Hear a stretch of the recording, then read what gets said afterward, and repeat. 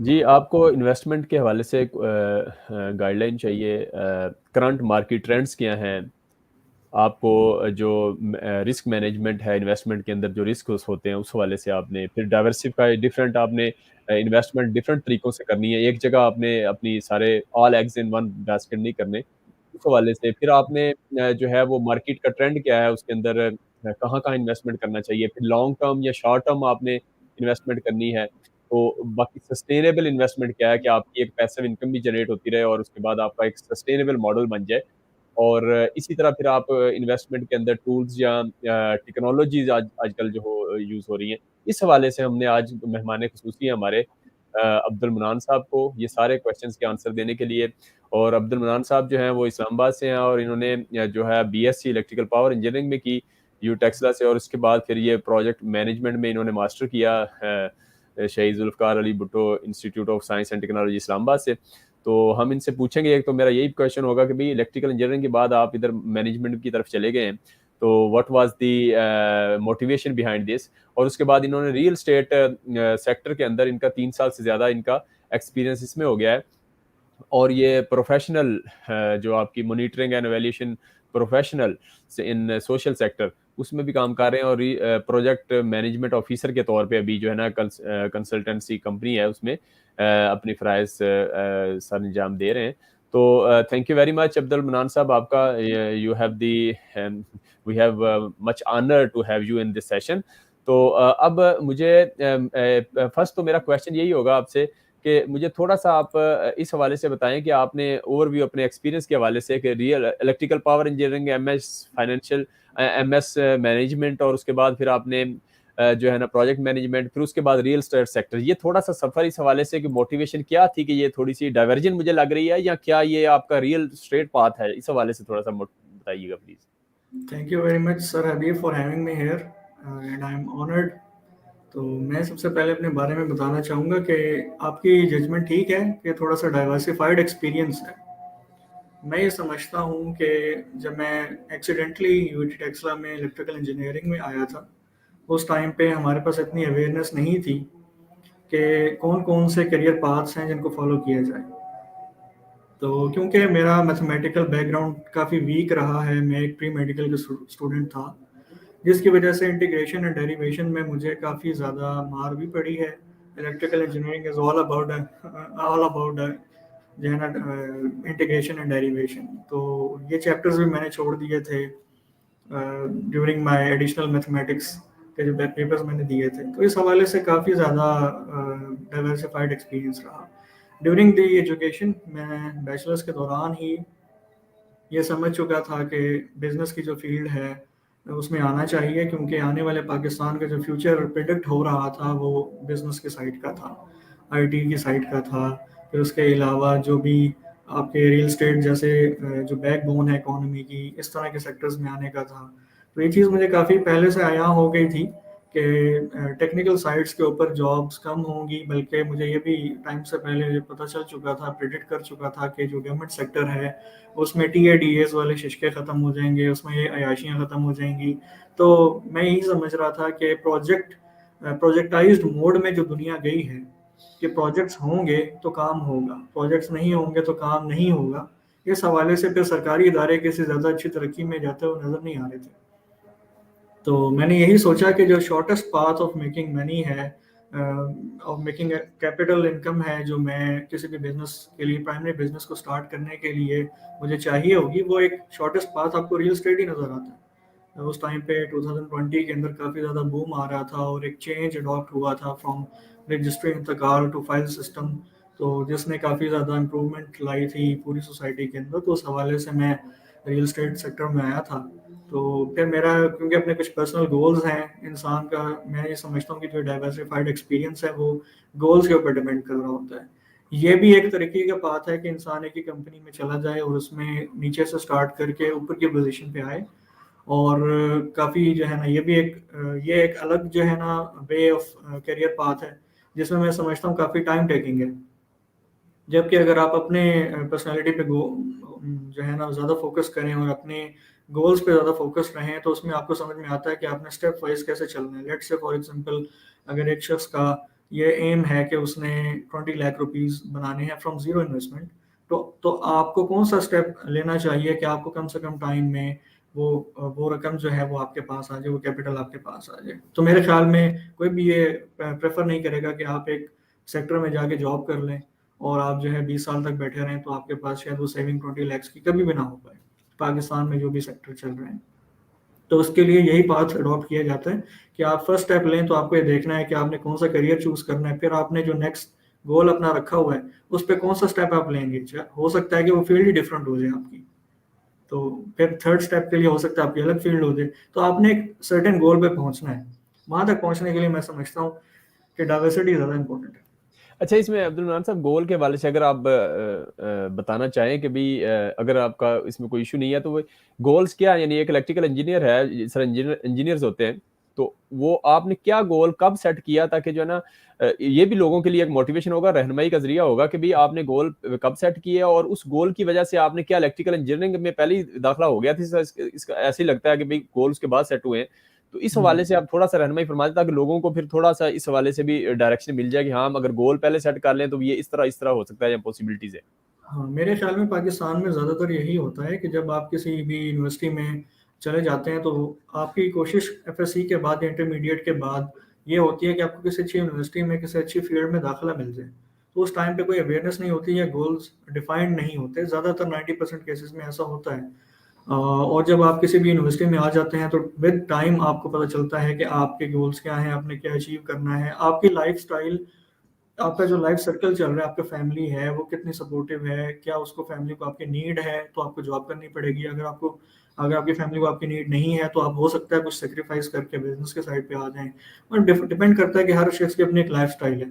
Goals के हवाले से अगर मैं बात करूं, तो मैंने यूईटी टेक्सला में भी ये बात आज तक शायद किसी को नहीं पता, लेकिन मैंने पुलाव बनाकर बेचा है।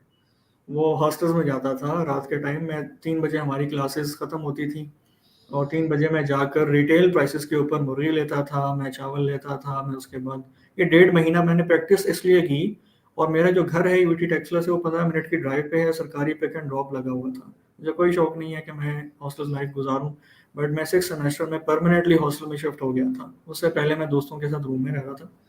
तो just to experience the life कि आपको इंडिपेंडेंटली कैसे जीना है। और मैं ये समझता हूँ कि एक बिजनेस स्टार्ट करने के लिए आपको जो पाकिस्तान के 3 मेजर फील्ड्स हैं, फूड का, एजुकेशन का और मेडिकल साइड का, फार्मास्यूटिकल साइड का, इन तीनों में से किसी एक बिजनेस को अडॉप्ट करना चाहिए, क्योंकि यही तीनों बहुत ज़्यादा कॉमन है। और मैंने फूड का इसलिए चुना था क्योंकि मुझे कुकिंग का शौक भी था और मैं कुकिंग कर भी सकता था। तो मैंने उधार पकड़े थे 3,000 रुपये, 1,000 एक लड़के से, 1,000 एक लड़के से और 1,000 एक लड़के से।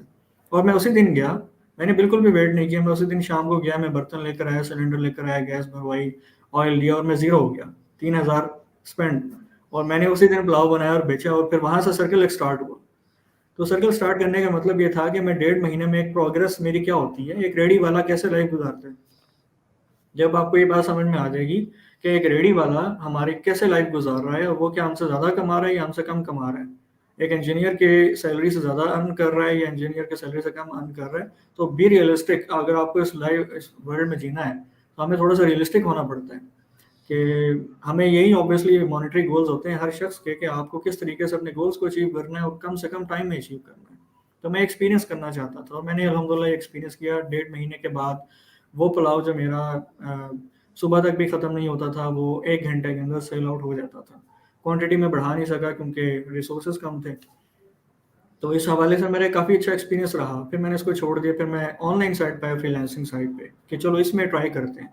मैंने दोस्तों से पूछा तो दोस्तों ने कहा कि आप हमारे साथ प्रोजेक्ट कर लें, लेकिन हम आपको सिखाएंगे नहीं। तो यानी हर बंदा ना एम्प्लॉयमेंट देने के लिए राज़ी होता है, लेकिन किसी को सिखा कर उसको खड़ा करने के लिए कोई भी राज़ी नहीं होता कि वो एक स्टैंड करे किसी पोजीशन के ऊपर। मैंने खुद से सर्च आउट शुरू किया, फिर मैंने फ्रीलांसिंग की और मैंने उसमें अल्हम्दुलिल्लाह एक अच्छी हैंडसम अमाउंट कमाई थी। 8th सेमेस्टर की बात है ये। 7th में मैंने पुलाव बेचा था, 8th में मैंने फ्रीलांसिंग स्टार्ट की थी। फिर वहाँ वहाँ से फिर मैंने अपना करियर शिफ्ट किया रियल एस्टेट में डायरेक्टली, क्योंकि ग्रेजुएशन मेरी हो चुकी थी और मैंने डिग्री रिसीव नहीं की। टू बी ऑनेस्ट, मैंने डिग्री रिसीव अपनी की है 2021 में, जब मैंने एडमिशन लेना था मास्टर्स में अपने पैसों के ऊपर अल्हम्दुलिल्लाह।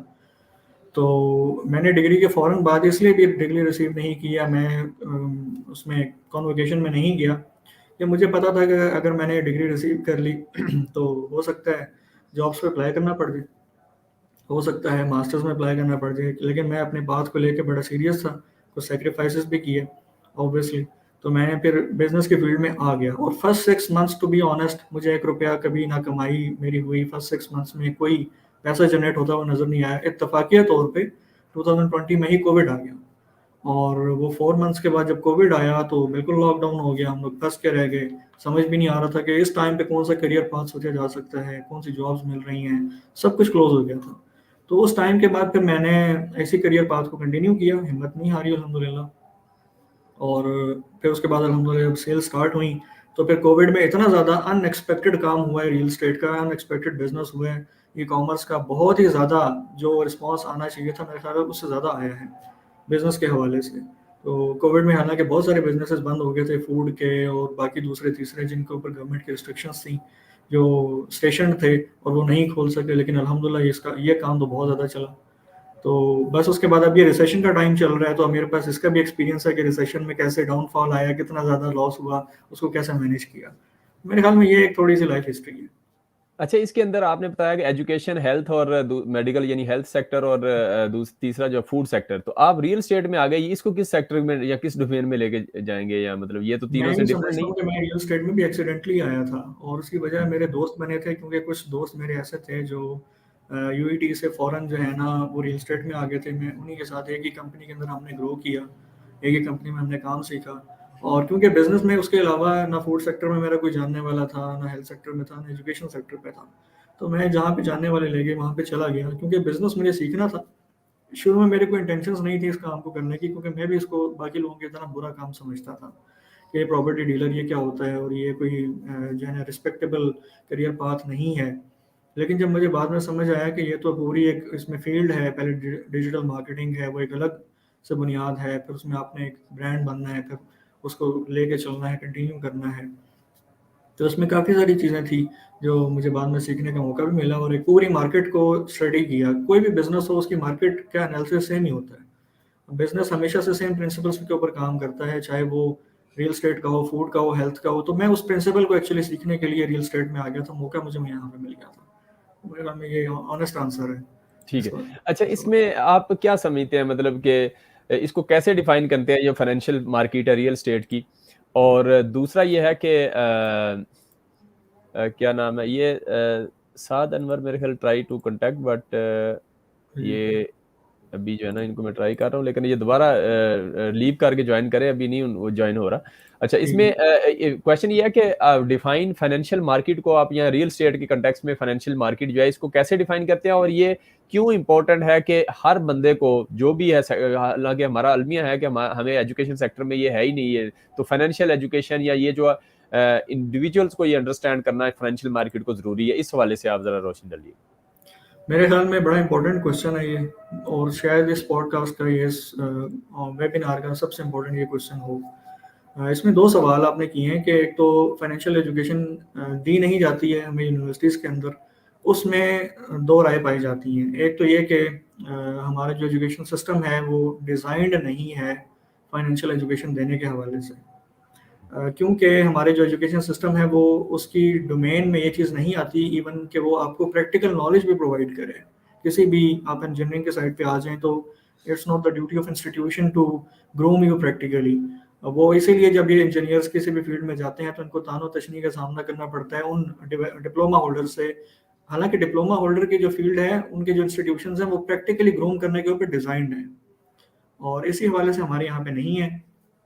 तो ये एक बहुत बड़ा गैप है कि ना तो प्रैक्टिकली डिज़ाइन करने के उनकी डोमेन है, और ना ही फाइनेंशियल एजुकेशन देना उनकी डोमेन है। तो मैं समझता हूँ कि इसके लिए हर बंदे को खुद से कोशिश करनी पड़ती है। और दूसरा सवाल आपका ये था कि फाइनेंशियल मार्केट्स कैसे काम करती हैं रियल एस्टेट के अंदर। तो मेरे ख्याल में फाइनेंशियल मार्केट्स किसी भी बिजनेस के अंदर सेम प्रिंसिपल्स पे काम करती हैं। तो one should know how many does work. तो आपको ये समझना पड़ेगा कि पैसा कैसे काम करता है दुनिया के अंदर। तो उसमें काफ़ी सारी चीज़ें आ जाती हैं। फॉर एग्जांपल अगर मैं चाहूँ कि थोड़े से एग्जांपल्स के साथ आपको समझा दूँ, तो आपको रियल एस्टेट भी समझ आ जाएगा, आपको फूड भी समझ आ जाएगा। बहुत सारे बिजनेस हैं जो सेम प्रिंसिपल्स के ऊपर काम कर रहे होते हैं। तो जैसा कि हम ये जानते हैं कि क्रिप्टो करेंसी आई थी हमें जानते हैं कि एनएफटीज आए थे। एनएफटीज एक पिक्चर्स के फॉर्म में, आप जो है ना उस पेटेंट को ओन करते हैं, उस पिक्चर को ओन करते हैं जो आपने बनाई हुई है, और वो बेकार से पिक्चर, उसे दुनिया में कोई काम नहीं है। तो इसी तरह से बहुत सारी चीज़ें हैं जो न्यूली लॉन्च्ड हैं, और ये सारी की सारी स्कीम्स कोई नई नहीं है। इस तरह की बहुत सारी फाइनेंशियल जो इन्वेस्टमेंट्स की स्कीम्स हैं बहुत पहले भी आई थी और अब भी आती हैं। लोगों ने कहा कि क्रिप्टो के अंदर इन्वेस्टमेंट्स कर दो, क्योंकि एक नई चीज़ थी, ये कोई करामत चीज़ नहीं थी। लोगों ने कहा कि एनएफटीज में इन्वेस्टमेंट्स कर दो, ये एक नई चीज़ थी, करामत चीज़ नहीं थी।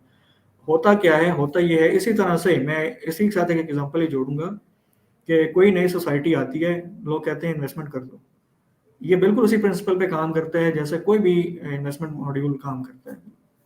तो इसलिए इस चीज़ समझनी बहुत ज़रूरी है कि जब क्रिप्टो करेंसी आई थी, फॉर एग्जांपल हम एक एग्जांपल लेते हैं जो इसकी एक एक्चुअल हिस्ट्री भी है, कि एक पिज़्ज़ा के बदले में उसने काफ़ी सारे मिलियंस ऑफ क्रिप्टो करेंसीज उसको दिए थे, पिज़्ज़ा डिलीवरी बॉय को, और उससे कहा था कि आप जो है मुझे एक पिज़्ज़ा दे दें, उसके बदले में मैं आपको इतने क्रिप्टो करेंसीज दूंगा।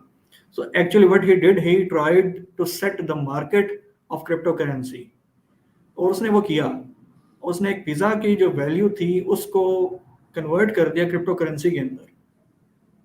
यही प्रिंसिपल है कि आपने जब इन्वेस्टमेंट करनी होती है तो कोई प्रोडक्ट किसी आपके जो अमाउंट है वो किसी प्रोडक्ट में कन्वर्ट हो रही होती है, या आपकी प्रोडक्ट किसी अमाउंट में कन्वर्ट हो रही होती है।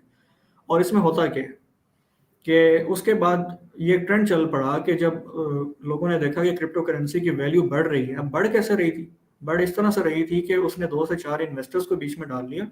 जब लोगों ने देखा कि इसकी प्राइस एक सेट हो चुकी है, मार्केट इसकी एक पिज़्ज़ा के बदले में रियल टाइम इन्वेस्टमेंट के साथ और रियल टाइम सेल और परचेज के साथ सेट हो गई है, अब इन्वेस्टर्स को बीच में डाल लिया। हमेशा से किसी भी नई चीज़ के अंदर इन्वेस्टर कमाता है, एंड यूज़र नहीं कमाता। ये बात हमेशा लोगों को याद रखनी चाहिए। जब इन्वेस्टर बीच में आया, क्रिप्टो के अंदर आया या एनएफटीज के अंदर आया, मिलियंस ऑफ डॉलर्स में क्रिप्टोस बिके। और मिलियंस ऑफ डॉलर्स अगर किसी भी फजूल चीज़ के ऊपर भी आप लगा दें ना, लेट से मैं आज के ऐलान कर दूं कि एक पेन है, फॉर एग्जांपल ये एक पेन है, और ये दुनिया में फर्स्ट ऑफ इट्स काइंड है, और इस तरह का दुनिया में दोबारा कभी भी नहीं बनना, और इसकी वैल्यू में सेट कर दूं। मेरे पास एक घर का परचेजर है, घर का बंदा है, जो मुझसे ये पेन जो है वो 10,000 रुपये में खरीद लेता है। So actually, what I did, I've set the market of this pen to 10,000 rupees.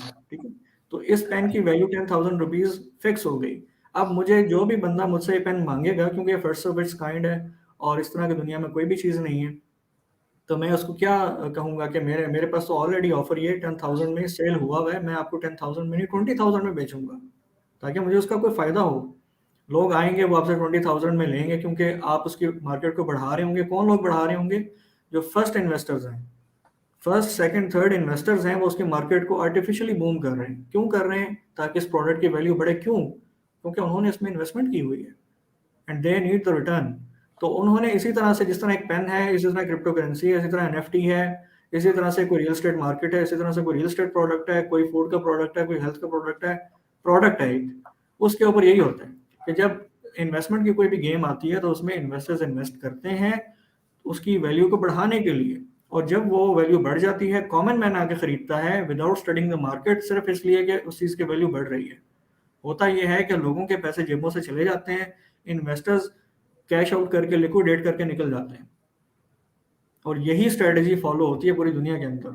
तो this is how many works.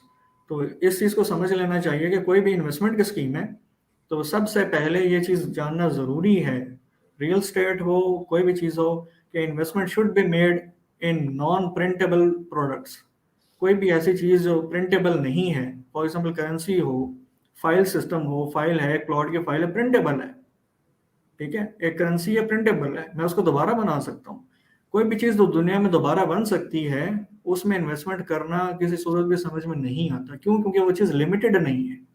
जब तक एक चीज़ लिमिटेड नहीं होगी, उसकी कोई वैल्यू ना बढ़ सकती है ना सेट हो सकती है, इसलिए उन चीज़ों में इन्वेस्टमेंट नहीं होती।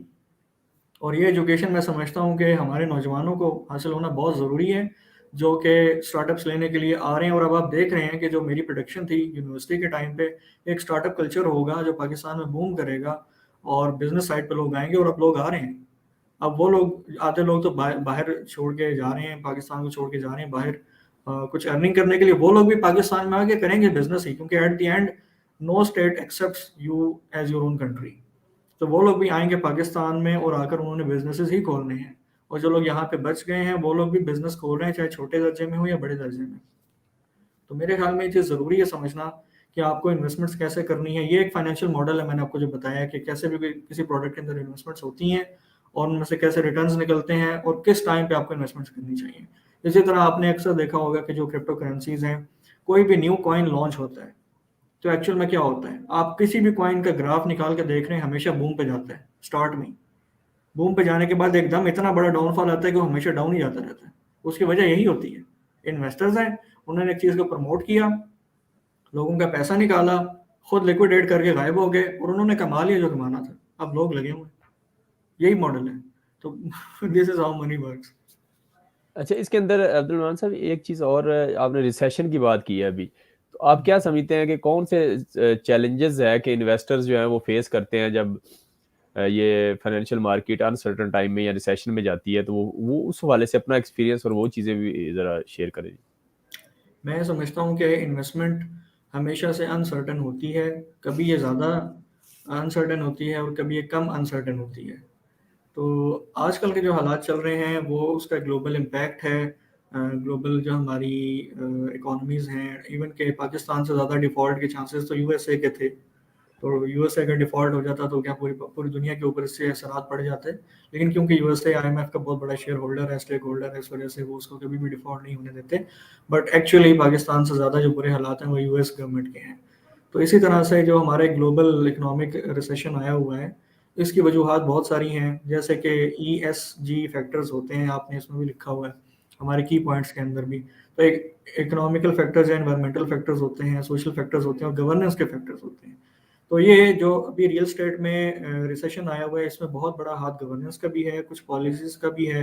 इमरान खान साहब के दौर के अंदर कुछ बड़े हज़रात ने, जिनमें मैं नाम नहीं लेता, बहुत बड़े हज़रात थे, उन्होंने मीटिंग में बैठ के एमनेस्टी स्कीम जो रियल स्टेट में दी थी उस टाइम पे कि हमने पैसा बनाना है तो हम ब्लैक के पैसे को वाइट करना चाहते हैं, टैक्स फ्री कर दो, एमनेस्टी दे दो, रियल स्टेट को दे दो। बहुत बड़े बड़े इंडस्ट्रियलिस्ट जिनकी इंडस्ट्रीज बंद हो गई थी क्योंकि प्रोडक्शन नहीं थी और आपने एक्सपोर्ट्स बंद की हुई थी, उसकी वजह से वो लोग इंडस्ट्रीज बंद करके जब उन्होंने देखा कि उनको जो रिटर्न है रियल स्टेट में वो उनसे दुगना तिगना आ रहा है, तो उन्होंने इंडस्ट्रीज बंद कर दी और रियल स्टेट में आ गए और अपनी अपनी इन्होंने सोसाइटीज़ लॉन्च कर दी और वो सब के सब अब बैंकरप्ट हुए बैठे हैं और फेल होके बैठे हुए हैं। उसकी वजह यही है कि उस टाइम पे जो दी गई गलत एमनेस्टी स्कीम थी, जबकि उसमें टैक्स की अकाउंटेबिलिटी होनी चाहिए थी, सब कुछ होना चाहिए था, जो कि इस हुकूमत में आकर हुआ है। तो ये भी मैं समझता हूँ गवर्नमेंट की बड़ी एक पॉलिसी होती है कि सबसे पहले वो उन लोगों को जाल में फंसाती है कि जो लोग जो है ना इन्वेस्टमेंट कर सकते हैं, उनको कह देते हैं कि जी आप आएँ और हम आपके ऊपर कोई जाल नहीं फेंकेंगे, कोई टैक्स नहीं आपने देना, आपने कुछ भी नहीं करना, आप आएँ सही बस एक दफ़ा। तो दाना वो फेंकते हैं, गवर्नमेंट दाना फेंकती है। लोग आते हैं अपने ब्लैक के पैसे को इन्वेस्ट करते हैं और अब जैसी गवर्नमेंट चेंज हुई है, फ़ौरन टैक्सेस लग गए हैं और वो सारे के सारे लोग जो इन्वेस्टर्स थे, ब्लैक का पैसा था, वो शिकंजे में आ गए। तो होना एक्चुअल में यही चाहिए था कि इसी मार्केट को ये लोग ग्रो करते, टैक्सेस का असूल होता और प्रॉपर चीज़ें होती, तो मेरे ख्याल में मार्केट इतनी कभी भी ना गिरती जितनी अब गिर गई है। तो इसकी वजह इन्फ्लेशन भी है, गवर्नेंस की पॉलिसीज़ भी हैं, ओवरऑल एक जियोपॉलिटिकल सिचुएशन भी है, लेकिन ज़्यादातर मेरे ख्याल में जो डेब्ट है, सूद का निज़ाम है, उसने इस मार्केट को बहुत ज़्यादा गिराया है। तो सूद एक अल्लाह से जंग है और मैं समझता हूँ कि किसी को भी नहीं करना चाहिए, ना इसमें आना चाहिए, ना इस तरह के इन्वेस्टमेंट मॉड्यूल्स बहुत सारे निकले हमारी मार्केट में भी। मैं बहुत सारे लोगों को जानता हूँ, मैं कभी भी उनका नाम नहीं लूँगा, अल्लाह पाक उनको ज़्यादा से ज़्यादा नवाज़े, लेकिन उनको हिदायत भी दे, क्योंकि उन लोगों ने बहुत ज़्यादा जो है सूद के ऊपर निज़ाम को चलाया था। बहुत सारी ऐसी स्कीम्स उन्होंने इंट्रोड्यूस करवा दी थी मार्केट में, जिसमें ये था कि आप जो है बस इतने पैसे इन्वेस्टमेंट कर दें और हमसे मंथली की बेसिस पे या हमसे ईयरली बेसिस पे या हाफ ईयरली बेसिस के ऊपर इतनी परसेंटेज ऑफ अमाउंट आप जो है ना हमसे लेते रहें। तो ये तो इस्लाम के भी खिलाफ है, ये बिज़नेस के रूल्स के भी खिलाफ है। तो मैं समझता हूँ कि इस तरह की चीज़ों ने बहुत बड़ा लॉस किया है हमारी मार्केट में। अच्छा, इसके अंदर रिस्क मैनेजमेंट जो है इन्वेस्टमेंट के अंदर या इन्वेस्टिंग के अंदर क्रूशियल फैक्टर है, तो आप क्या समझते हैं कि क्या रिकमेंड करते हैं कि इन्वेस्टर जो है वो किस तरह अप्रोच करें रिस्क असेसमेंट और मिटिगेशन को, स्पेशली ये रिसेशन के टाइम में?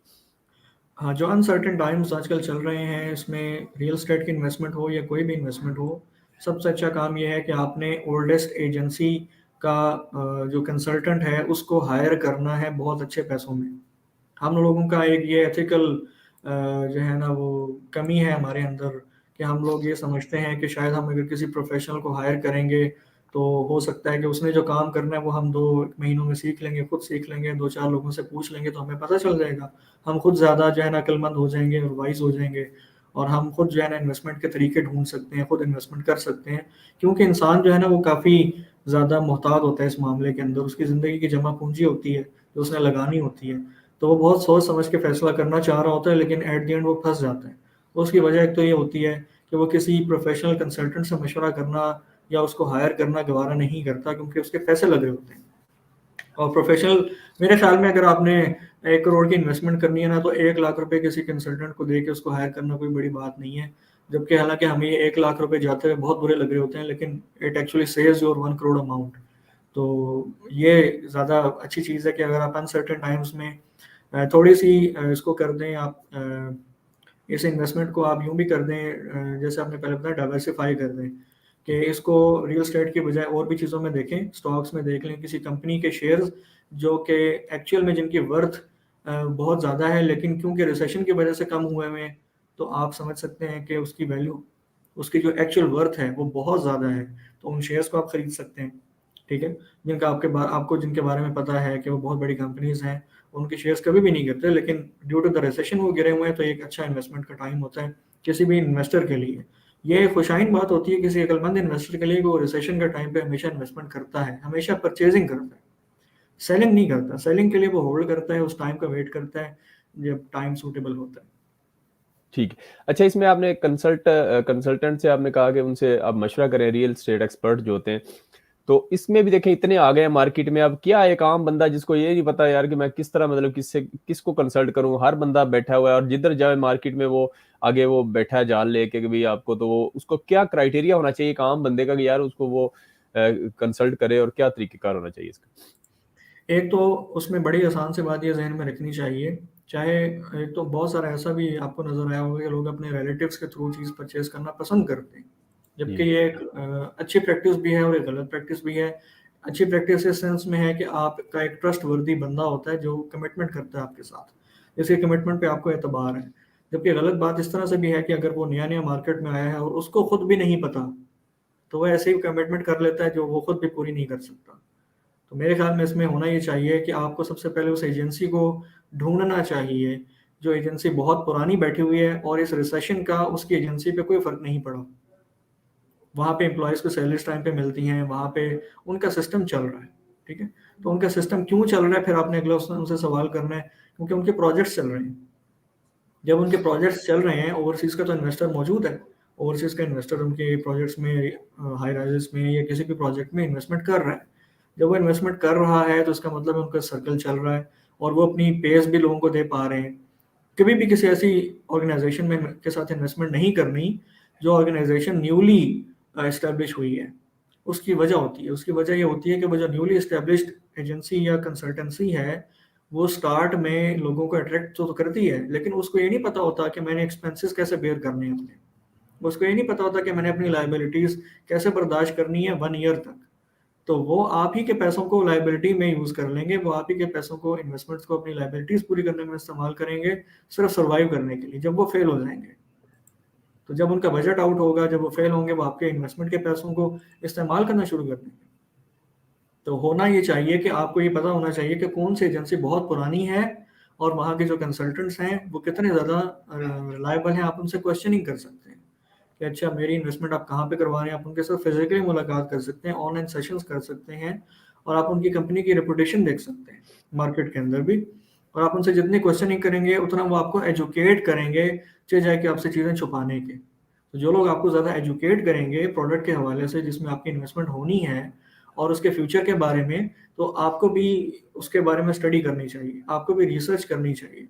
जो बंदा भी इन्वेस्टमेंट कर रहा होता है, उसको कभी भी ये गलती नहीं करनी चाहिए कि किसी भी रिलेटिव के सर पे, किसी के भरोसे वाले आदमी के सर के ऊपर सिर्फ इन्वेस्टमेंट कर दे, ऐसा नहीं होना चाहिए। जितने लोग भी रिसर्च करते हैं, उनकी इन्वेस्टमेंट्स हमेशा कामयाब रहती हैं। प्रोडक्ट के बारे में रिसर्च, एनवायरनमेंट के हवाले से रिसर्च, आने वाले ट्रेंड्स के हवाले से रिसर्च। आने वाले टाइम में वो जो आप चीज़ खरीद रहे हैं, वो जो प्रोडक्ट खरीद रहे हैं, उसकी वर्थ इतनी है या नहीं है, ये चीज़ें देखना। बहुत दफ़ा तो ऐसा होता है कि जब आप हाई राइज़ेज़ के अंदर इन्वेस्टमेंट्स कर रहे होते हैं, जो आजकल एक ट्रेंड चल पड़ा है, तो ये लोग अभी प्रोजेक्ट इनका लॉन्च भी नहीं हुआ होता, तो ये लोग उसके जो है ना इंस्टॉलमेंट प्लान्स निकाल देते हैं। इंस्टॉलमेंट प्लान्स के ऊपर लोगों से पेमेंट्स लेना शुरू कर देते हैं। नो डाउट कि मैं मानता हूँ कि प्रोजेक्ट हमेशा बनने से पहले बिकता है, और जब वो बिकता है तो ये उसके साथ ही उसकी इंस्टॉलमेंट्स लोगों को देना शुरू कर देते हैं, किराया देना शुरू कर देते हैं, रेंट देना शुरू कर देते हैं। तो ये इंतहाई गलत प्रैक्टिस है। इसमें होता पता क्या है? इसमें होता ये है कि आपने जिस जगह पे वो प्रोजेक्ट लॉन्च किया, उस जगह के ऊपर एक्चुअल में लैंड की वर्थ इतनी ज़्यादा नहीं होती। अगर आप खुद उस टाइम पे अंदाज़ा लगा लें, थोड़ी रिसर्च कर लें कि एक हाई राइज़ का प्रोजेक्ट है, इस जगह के ऊपर मुझे प्लॉट इतने में मिल सकता है, और मुझे उससे महँगा ही अपार्टमेंट दे रहे हैं। उसकी क्या वजह है? उसकी वजह ये होती है कि वो आपको कभी भी आज की मार्केट रेट के हिसाब से प्रोडक्ट नहीं देते। वो आपको उस पेमेंट प्लान के हिसाब से प्रोडक्ट देते हैं, जितने साल का वो पेमेंट प्लान होता है, उस टाइम के बाद जाके उस प्रोडक्ट की वैल्यू उतनी होगी जितनी कि वो आपको आज बेच रहे हैं। मिसाल के तौर पे 50 लाख का प्लॉट आपको मिल रहा है एक जगह पे, और वहीं पे आपको 1.5 करोड़ रुपए का अपार्टमेंट मिल रहा है, ठीक है? तो 1.5 करोड़ रुपए का अपार्टमेंट सिर्फ इंस्टॉलमेंट प्लान के ऊपर है 4 साल की, जो एक इंस्टॉलमेंट वाले बंदे के लिए बहुत अच्छी चीज़ है। लेकिन जो 50 लाख का, जिसके पास 50 लाख रुपए हैं, उसको कोई ज़रूरत नहीं है कि वो अपार्टमेंट खरीदे। तो उसकी वजह ये है कि वो एक सॉलिड प्रोडक्ट ले सकता है उसके बदले में, जो कि ग्रो कर जाएगी बहुत ज़्यादा अमाउंट में कुछ अरसे के बाद। अगर वो डेढ़ डेढ़ करोड़ रुपए का प्रोडक्ट ले रहा है 50 लाख रुपए की, जहाँ पे प्लॉट मिल रहे हैं, तो आप खुद सोचें कि अगर एक जगह पे वो घर बना सकता है, 5 मरले का प्लॉट बना सकता है, तो वो 3 बेड अपार्टमेंट क्या करेगा 1.5 करोड़ के अंदर? तो उसको एक चीज़ ओवर प्राइस करके बेची जा रही है, अनजस्टिफाइड प्राइसेस के ऊपर बेची जा रही है, और उसकी रीजंस भी पीछे यही होती हैं कि वो प्रोजेक्ट क्योंकि डिलीवर होना होता है 4 साल के बाद, तो 4 साल के बाद क्या स्टेबिलिटी होगी, क्या डॉलर की प्राइसेस होंगी, किस तरह से प्रोजेक्ट डेवलप करेगा, तो वो आप ही के पैसों में से ना आपको रेंट दे रहे होते हैं। तो जब एट द एंड उनके पास वो पैसे खत्म हो जाते हैं और उनके अकाउंट्स नेगेटिव में जाना शुरू होते हैं, तो ऐसी कंपनीज जिन्होंने अपना मुहासबा नहीं किया होता, जिन जिन कंपनीज ने अपने अकाउंट्स को सही तरह से मैनेज नहीं किया हुआ होता, वो डेट में चली जाती हैं, और वो कभी भी पे नहीं करती हैं आपको, वो रेंट्स भी पे नहीं करती हैं आपको। तो फिर एट द एंड यही होता है कि या तो पेमेंट आपको टुकड़ों में मिलती है, या फिर आपकी जो प्रोडक्ट है वो चली जाती है आपके हाथ से। बहुत सारी चीज़ें इस तरह से हो रही हैं मार्केट में। अच्छा, इसमें आपने ये बताया कि भाई जो आपके कंसल्टेंट हैं उनसे आप क्वेश्चन करें भी, क्वेश्चन करके तो वो आपको इतने सब्ज़-बाग दिखाते हैं, जब आपने कोई चीज़ खरीदनी होती है तो इतनी चीज़ें वो बता देते हैं। आप सैलरी उसकी उसको इन्वेस्टिगेट करना है कि प्रोजेक्ट किधर चल रहे हैं, वो तो आपको ऐसे सब्ज़-बाग दिखाएँगे, ये चल रहा है, फलाँ चल रहा है। एक आम बंदा तो इस तरह के वो उसमें उसके लिए बड़ा मुश्किल हो जाता है। और जब आप फिर वही प्लॉट जब बेचने जाते हैं, वो कहते हैं नहीं नहीं, ये तो इसकी तो वर्थ ही कोई नहीं है, तो ये है फलां, तो उसके वो। और तो आप क्या समझते हैं कि आम बंदा बेचारा वो इस तरह कैसे इन्वेस्टिगेट, ये तो बड़े तजर्बाकार बंदे होते हैं, तो उसको एक आम सादा सा आदमी कैसे उसको टैकल करे? मेरे ख्याल में आपने अपने सवाल के जवाब अपने सवाल में ही दे दिए, जी।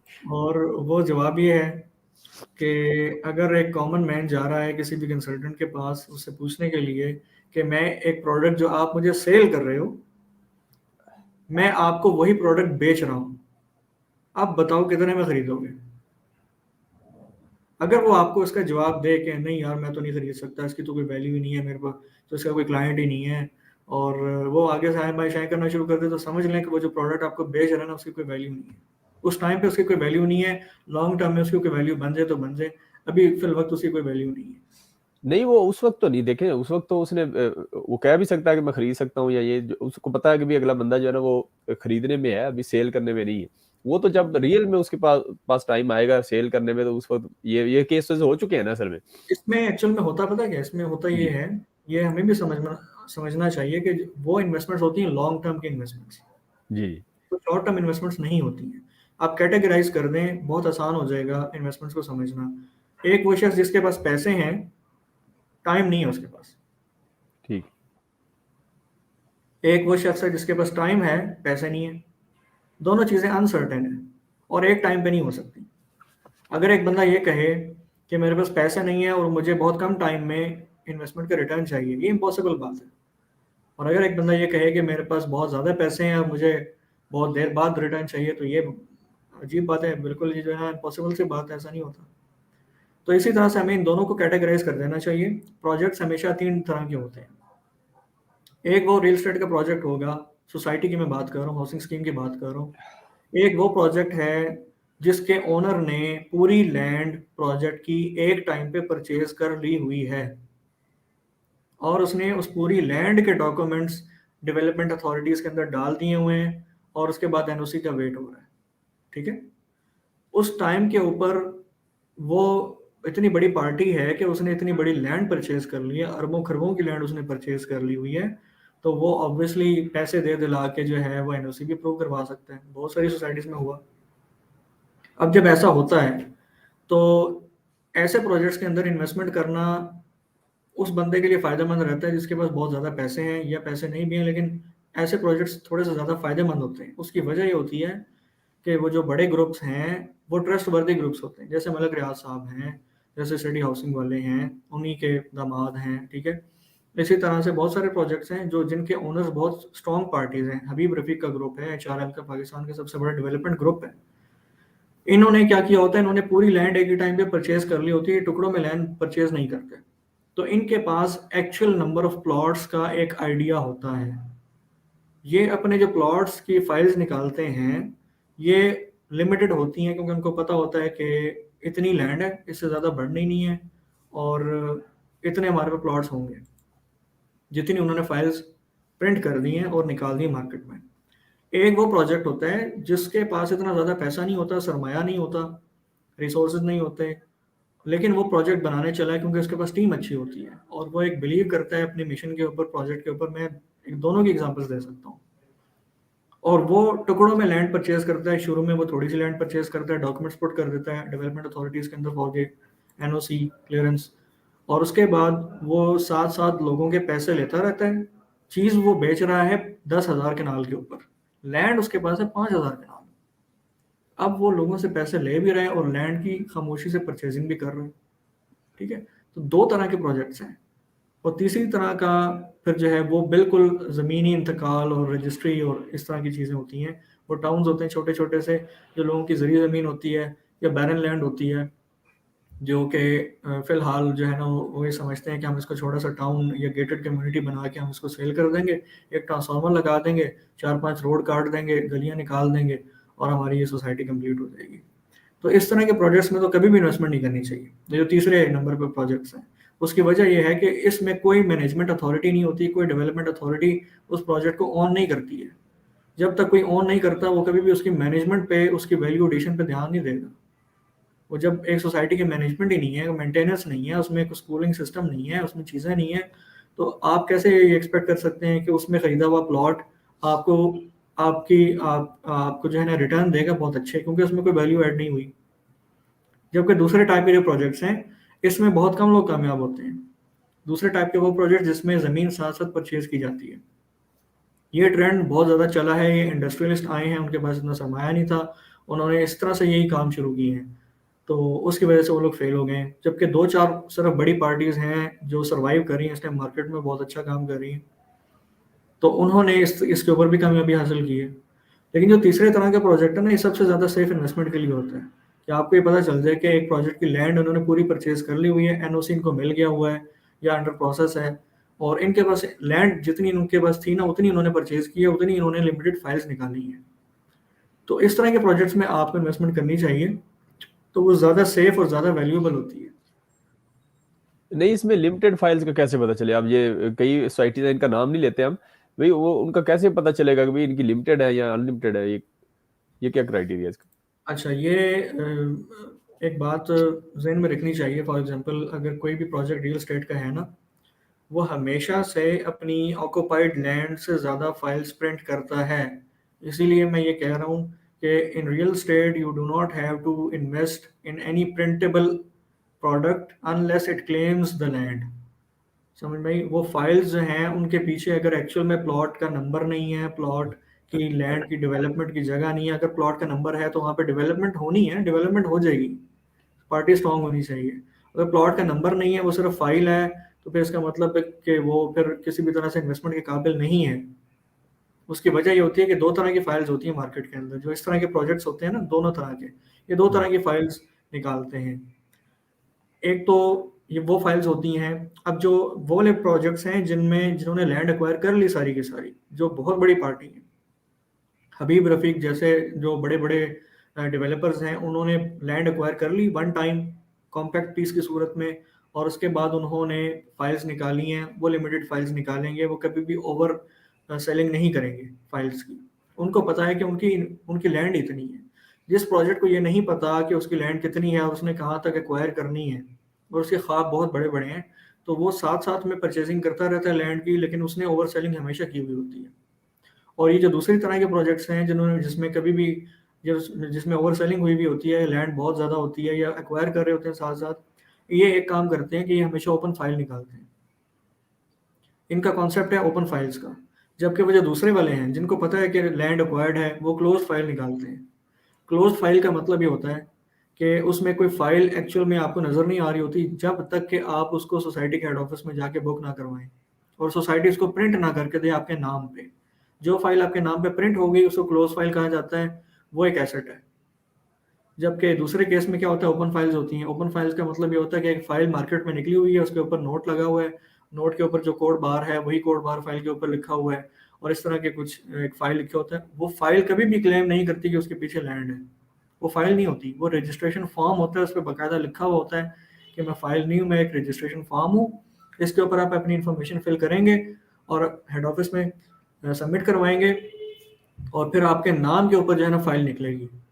तो ऐसे सोसाइटीज़ जो लैंड एक्वायर कर रही होती हैं साथ साथ, तो ये ओपन फाइल का कॉन्सेप्ट रखती हैं। इन ओपन फाइल्स के ऊपर ट्रेड होती है, इन ओपन फाइल्स के ऊपर मार्केट में जो है ना एक हाथ से दूसरे हाथ में फाइल जाती है। तो ऐसी फाइल्स में इन्वेस्टमेंट करना कभी भी आपको फ़ायदा नहीं देगा। ये कभी भी अपनी वैल्यू को स्टेबल नहीं कर सकती हैं, कम हो सकती हैं, ज़्यादा नहीं हो सकती इसकी वैल्यू कभी भी। वो फाइल जो आपके नाम पे है, सोसाइटी लिमिटेड प्लॉट्स दे रही है और आप ही के नाम के ऊपर वो फाइल निकाल के दे रही है, वहाँ पे इन्वेस्टमेंट करना सूदमंद है, आपके लिए प्रॉफिटेबल है, क्योंकि वो इन्वेंट्री है, बहुत कम लोगों के पास है और लिमिटेड लोगों के पास है। तो जब तक चीज़ लिमिटेड नहीं होगी उसके ऊपर रिटर्न्स नहीं आएंगे। चीज़ लिमिटेड हो जाएगी, उसके ऊपर रिटर्न्स आने शुरू हो जाएंगे। तो ये कॉन्सेप्ट है। नहीं, इसके अंदर एक चीज़ और भी है। फॉर एग्जांपल चले फाइल तो अपने नाम पे ही है। फाइल तो जब भी आप लेते हैं पहले किसी और नाम पे थी, उससे फिर आपने बयान किया और आपके नाम पे आई, तो ये फाइल सिस्टम पे चल रहा है, लेकिन प्लॉट नहीं है, प्लॉट नंबर नहीं है अभी तक। वो हाफ 50 पे पेमेंट होगी तो फिर आपकी वो कुरानदाजी में आएंगे। वो क्या तरीका, वो क्या चीज़ है? उसको बैलेटिंग कहते हैं, और ये होता ही है कि हर सोसाइटी की अपनी पॉलिसी होती है। हर सोसाइटी ये काम करती है और उनका तरीका जस्टिफाइड भी है। वही जस्टिफाइड किस तरह से है? वो इस तरह से है कि सोसाइटी ने जब प्रोजेक्ट लॉन्च किया, तो जब तक वो बिकेगा नहीं तो सोसाइटी के पास पैसे कहाँ से आएंगे कि वो डेवलपमेंट स्टार्ट कर सके। पैसे आएंगे लोगों की बुकिंग्स की सूरत में, लोगों की इन्वेस्टमेंट्स की सूरत में। उस टाइम पे उन लोगों के लिए प्लॉट खरीदना बहुत फ़ायदेमंद रहता है जो इंस्टॉलमेंट पे बेयर कर सकते हैं प्लॉट, जिनके पास बहुत ज़्यादा पैसे नहीं हैं, इन्वेस्टमेंट करने के लिए बहुत ज़्यादा पैसे नहीं हैं, और वो माहाना 30,000 रुपये 20,000 रुपये सेविंग करके कमेटी डालने की बजाय वो अपने प्लॉट के अंदर लगा दें, तो बहुत अच्छी बात होती है। तो ऐसी सूरत में क्या होता है कि सोसाइटी आपसे ये टाइम मांगती है जो पेमेंट प्लान के ऊपर लिखा हुआ होता है। पेमेंट प्लान के ऊपर लिखा हुआ होगा 4 साल के लिए, लिखा हुआ होगा 2 साल के लिए, 3 साल के लिए। तो आप जब तक आपका पेमेंट प्लान कंप्लीट नहीं हो जाता, चाहे जाए कि आप वो पूरी अमाउंट एक दिन में भी दे दें, पेमेंट प्लान सोसाइटी ने आपसे टाइम मांगा हुआ, खरीदा हुआ आपसे टाइम है, ठीक है? तो जब तक सोसाइटी का टाइम पूरा नहीं होगा, आप क्लेम नहीं कर सकते सोसाइटी के ऊपर कि उसने डेवलपमेंट करके आपको प्लॉट नहीं दिया। जब टाइम कंप्लीट हो जाए, फिर भी डेवलपमेंट ना हो, तो फिर ये एक अलग बात है कि सोसाइटी की सुस्ती है कि उसने डेवलपमेंट स्ट्रॉन्ग नहीं की है, ज़्यादा अच्छे तरीके से पेस से नहीं की है। तो ये एक फैक्टर हो सकता है, लेकिन चूंकि वो डेवलपमेंट कर रही है तो आपको उम्मीद होती है कि इंशाल्लाह 1-2 साल मजीद लग जाएंगे, लेकिन डेवलपमेंट हो जाएगी। तो ये सर्कल इस तरह से चलता होता है। अच्छा, इसके अंदर आप कुछ इन्वेस्टमेंट स्ट्रेटजीज कोई बताएंगे जो अच्छा परफॉर्म कर सकती हैं इस तरह रिसेशन के टाइम में, या वोलाटाइल, या ये अनसर्टन मार्केट जब होती है? मेरे ख्याल में जब भी बैंक्स आपको इंटरेस्ट ज़्यादा देना शुरू कर देते हैं ना, तो इसका मतलब है कि मार्केट्स ओवरऑल डाउन है। तो ये आपने देखा होगा, हर रिसेशन के टाइम पे जब भी रियल एस्टेट उठती है, तो हमेशा उस टाइम पे उठती है जब बैंक्स के इंटरेस्ट कम होते हैं। लोगों के पास वजह होती है कि वो अपने बैंक्स में पैसा ना रखें, रियल एस्टेट में इन्वेस्टमेंट कर दें, क्योंकि वो आपको ज़्यादा रिटर्न दे रहे हैं। और जब लोगों के पास ये वजह ना रहे कि जितना बैंक्स आपको इंटरेस्ट दे रहे हैं उतने या उससे ज़्यादा आपको जब तक रियल एस्टेट में प्रॉफिट्स नज़र ना आ रहे हों, तो आप रियल एस्टेट में इन्वेस्टमेंट नहीं करते, किसी भी प्रोडक्ट में इन्वेस्टमेंट नहीं करते हैं। तो होना ये चाहिए कि लोगों को देखना चाहिए कि लोग हलाल अगर इन्वेस्टमेंट्स की तरफ आ रहे हैं तो बैंक के इंटरेस्ट को भी गुरेज करेंगे, कभी बैंक से इंटरेस्ट नहीं लेंगे। तो वो हमेशा रियल प्रोडक्ट्स के अंदर अपनी इन्वेस्टमेंट्स को लगाएंगे। तो स्ट्रेटजीज आपकी ये होनी चाहिए कि सबसे पहली चीज़ है कि आप रिसर्च करें। रिसर्च जितना आप टाइम लेके रिसर्च करेंगे, चाहे आप लेट कर दें, कोई मसला नहीं है, लेकिन जितना आप टाइम लगा के अपनी रिसर्च को कंप्लीट करेंगे और आपके सारे डाउट्स क्लियर हो जाएंगे, आपने ये देखना है कि फॉर एग्जांपल सीडीए का सेक्टर है या आरडीए का सेक्टर है या कोई भी सोसाइटी है, उसकी कोई लोकेशन है, तो आपने उसकी लोकेशन का मास्टर प्लान स्टडी करना है पूरे शहर का। ये आपको कहाँ से मिलेगा? ये आपको डेवलपमेंट अथॉरिटी से मिलेगा। कोई जान पहचान होनी चाहिए आपकी कि हाँ यार, इस जगह के ऊपर रिंग रोड आ रहा है, क्योंकि अब रिंग रोड के ऊपर बहुत ज़्यादा सोसाइटीज सेल हुई हैं। तो ये पता होना चाहिए कि यहाँ से रिंग रोड निकलेगा, ये रिंग रोड का मास्टर प्लान है, तो इस जगह से एक्सेस आपको मिल जाएगी और यहाँ की वैल्यू रिंग रोड की वजह से बढ़ सकती है। क्यों? क्योंकि ट्रेड बढ़ जाएगी। हमेशा जब ट्रेड बढ़ेगी तो आपकी जिस जगह पे आपका प्लॉट है वहाँ के कमर्शियल का बिजनेस बढ़ेगा ना। तो जब बिजनेस बढ़ेगा तो ऑब्वियसली आपके प्लॉट की वैल्यू ज़्यादा हो जाएगी। ठीक है?